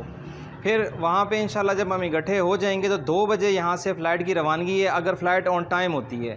انشاءاللہ ہم صبح 5:30 بجے جدہ ایئرپورٹ پر لینڈ کر جائیں گے۔ وہاں پہ امیگریشن میں اور لگیج وغیرہ میں تھوڑا سا ٹائم لگ جاتا ہے 1.5 سے 2 گھنٹے کا۔ پھر ٹرانسپورٹ وغیرہ ہوگی انشاءاللہ، وہاں پہ بھی آپ کے ساتھ ہی ہوں گے۔ پھر 2 گھنٹے کا تقریباً 2 سے 2.5 گھنٹے کا سفر ہے جدہ سے مکہ بائی روڈ، بس کے تھرو ہم وہ انشاءاللہ شیئرنگ میں سفر کریں گے، سارے آج انشاءاللہ اکٹھے ہی ہوں گے۔ اب مکہ میں تقریباً ہم جو وقت ہوگا پہنچنے کا وہ 11 سے 12 بجے دوپہر، یعنی کہ جو آج ہم نے 10:30 کا ٹائم رکھا ہے اسی کے لگ بھگ ٹائم ہم انشاءاللہ مکہ پہنچ جائیں گے اگر فلائٹ آن ٹائم ہوتی ہے۔ ہوٹلوں کے کمرے جو ہیں وہ ملتے ہیں 2 بجے سے 3 بجے تک۔ ہم مکہ ہوٹل میں پہنچ جائیں گے 10 سے 11 بجے۔ اب اس میں بہتر ہر اعتبار سے یہی ہے کہ ہم اپنا سامان وغیرہ رکھ دیں گے ہوٹل کے اندر اور گروپ کی شکل میں اجتماعی عمرے کی طرف چلے جائیں گے۔ جب ہم عمرے سے واپس آئیں گے تو 2 یا 3 بج چکے ہوں گے انشاءاللہ، تو پھر آپ کو روم الاٹ اس ٹائم کیے جائیں گے، کیونکہ ہوٹل کی جو پالیسی ہوتی ہے وہ 2 سے 3 بجے چیک ان ملتا ہے اور اسی طرح چیک آؤٹ دن 12 بجے ہوتا ہے۔ تو یہ تھوڑا سا مد نظر رکھیے گا کہ جاتے ہوئے آپ کو 3 سے 4 گھنٹے کا حرم اس میں ہوٹل میں انتظار کرنا پڑ سکتا ہے۔ اس وقت وہ ہم استعمال میں لے کے آئیں گے، یوٹیلائز کریں گے اور انشاءاللہ اجتماعی صورت میں ہم عمرے کی طرف چلے جائیں گے۔ شیئرنگ پیکیج کا تھوڑا سا وضاحت کر دیتا ہوں کہ شیئرنگ میں یہ ہوتا ہے کہ عورتیں عورتوں کے ساتھ آ جائیں گی اور مرد مردوں کے ساتھ الگ کمروں میں آ جائیں گے۔ بسا اوقات یہ ہوتا ہے کہ شیئرنگ میں فیملی بیس شیئرنگ بھی دے دی جاتی ہے۔ مثال کے طور پر کوئی ماں بیٹا جا رہے ہیں، ان کے ساتھ بھی کسی فیملی کو ٹھہرا دیا جائے گا، کوئی میاں بیوی ہیں، کوئی ماں بیٹا، اس طرح سے بھی یہ شیئرنگ میں یہ اکثر کنسیپٹ ہوتا ہے۔ سیپریٹ روم آپ لوگوں میں سے بھی کچھ لوگوں نے لیے ہوئے ہیں، ان کا یہ ہوتا ہے کہ وہ 2 افراد ہیں، 3 افراد ہیں، 4 5 تک افراد ہیں، وہ اپنا کمرہ الگ سے لے سکتے ہیں، ان کے لیے شیئرنگ کی پریشانی نہیں ہے۔ لہٰذا جن بھی حجاج نے شیئرنگ میں پیکیج بک کیا ہوا ہے وہ وہاں جا کر اصرار نہ کریں جی کہ ہمیں میاں بیوی ہیں تو ہمیں سیپریٹ روم دیا جائے یا کسی طرح سے بھی، کیونکہ آپ نے پیکیج شیئرنگ کا دیا ہوا ہے۔ جن حضرات نے پیکیج سیپریٹ روم کا دیا ہوا ہے انشاءاللہ ان کو بطور کمٹمنٹ جس طرح سے ہم نے طے کیا ہوا ہے ان کو سیپریٹ روم ہی دیا جائے گا۔ تو یہ تھوڑی سی راستے میں جیسے حضرت نے بتایا کہ دوسروں کی مدد کرنا بھی بڑا ضروری ہے۔ ہم راستے میں جائیں گے الحمدللہ، یہ 40 سے 45 بندوں کا قافلہ ہے ہمارا، تو کوشش یہی ہونی چاہیے کہ اپنے تو قافلے والوں کی ایک دوسرے کی مدد کی جائے یار، کہ حاجی صاحب آپ پہلے آگے آ جائیں، یا ہماری جو عورتیں مائیں بہن بیٹیاں ہمارے ساتھ ہوں گی ان کو بھی ہم ایک شیلٹر پرووائڈ کریں۔ اس کے ساتھ ساتھ جو ہمارے ساتھ فلائٹ میں جا رہے ہیں وہ بھی حاجی ہی ہوں گے، وہ بھی اللہ کے مہمان ہی ہیں، تو ہماری کوشش ہونی چاہیے کہ اپنے ساتھ ساتھ اگر کسی دوسرے کے لیے آسانی پیدا کر سکتے ہوں، اگر آسانی نہیں بھی پیدا کر سکتے تو یہ جو قطاریں بنتی ہیں اس میں کسی کو دھکا نہ دیا جائے، یعنی کہ دوسرے کا احترام کیا جائے، تکریم کی جائے۔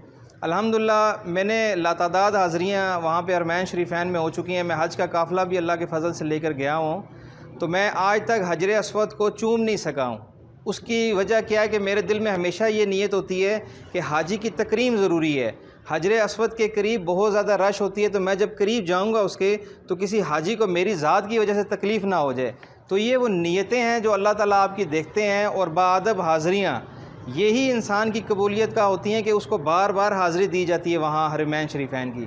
تو آپ نے ادب احترام نہیں چھوڑنا اور دوسرے کی مدد کا عنصر ضرور ذہن میں لے کے جانا ہے کہ ہم نے اپنا عمرہ تو انشاءاللہ ادا کرنا ہے، دوسرے کی بھی ہم ہر اعتبار سے جو ممکن مدد ہو سکی وہ کریں گے۔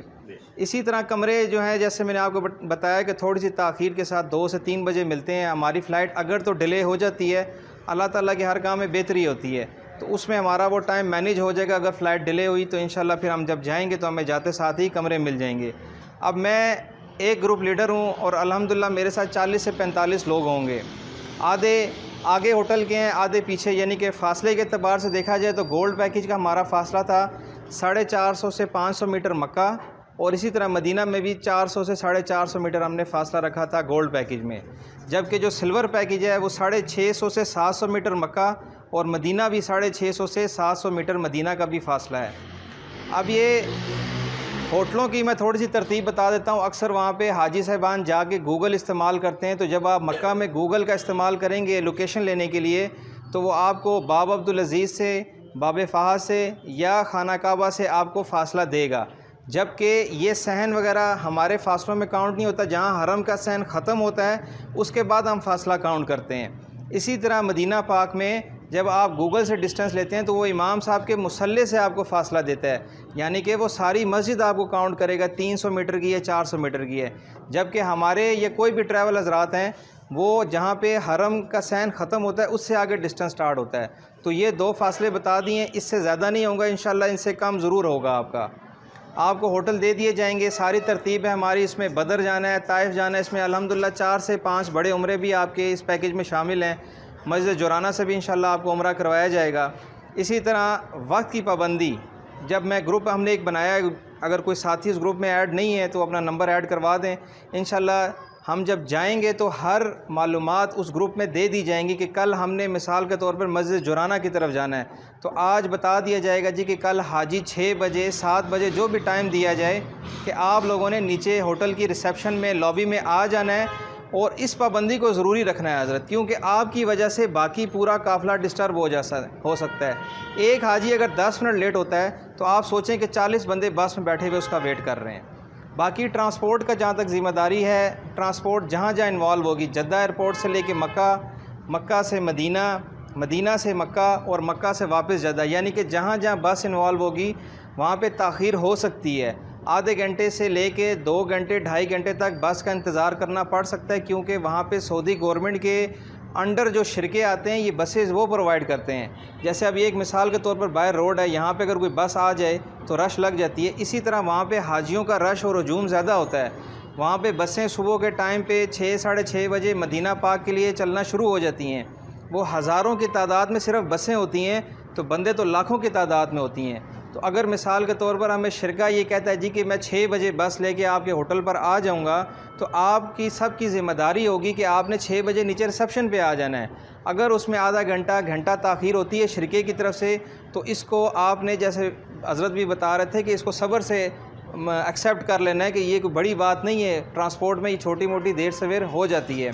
لیکن اگر آپ کی بس چھوٹ جاتی ہے تو وہ آپ کے لیے بھی پریشانی بنے گی، ہمارے لیے بھی پریشانی بنے گی، کیونکہ ہم ایک قافلے کو لے کر چل رہے ہیں۔ اسی طرح ہمارا انشاءاللہ 7 دن کا پہلا قیام ہے مکہ پاک میں۔ اس کے بعد ہم مدینہ پاک جب تشریف لے کے جائیں گے تو مدینہ پاک میں بھی تھوڑی سی روٹین ایسی ہوتی ہے کہ فجر کے فل 4 بعد جو ہے وہ مدینہ پاک کے لیے نکلا جاتا ہے۔ 6 ساڑھے 6 گھنٹے نارملی بس لگاتی ہے سفر کے دوران۔ آپ جب مدینہ پاک پہنچتے ہیں تو 12 سے 1 بجے دوپہر کا وقت ہوتا ہے۔ اسی طرح سے ہوٹل کی ٹائمنگ ہے 3 سے 4 بجے شام کو۔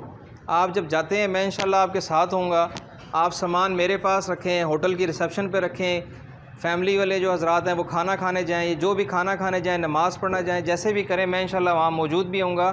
کمرے آپ کو مکہ میں ہو چاہے یا مدینہ پاک میں ہو 3 سے 4 بجے کمرے مل جاتے ہیں۔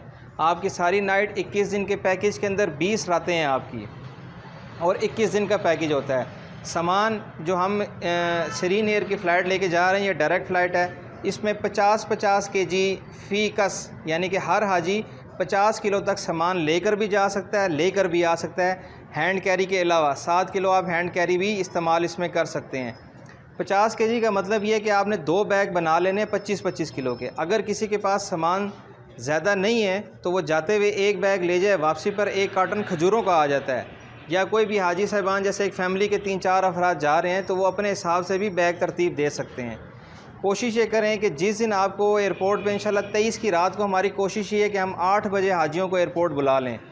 تھوڑا سا ٹائم سے پہلے بلا رہے ہیں، اس کی وجوہات یہی ہیں، ایک تو راستے بلاک ہو سکتے ہیں، پھر آج کل فوگ کی وجوہات ہیں، اور ایئرپورٹ پہ رش بھی بہت زیادہ ہے۔ ابھی ہمارے 2 حاجی گئے ہیں، وہ ایئرپورٹ کے اندر 3 گھنٹے اندر داخل نہیں ہو سکے رش کی وجہ سے، اور انہوں نے اپنی فلائٹ چھوڑ دی ہے۔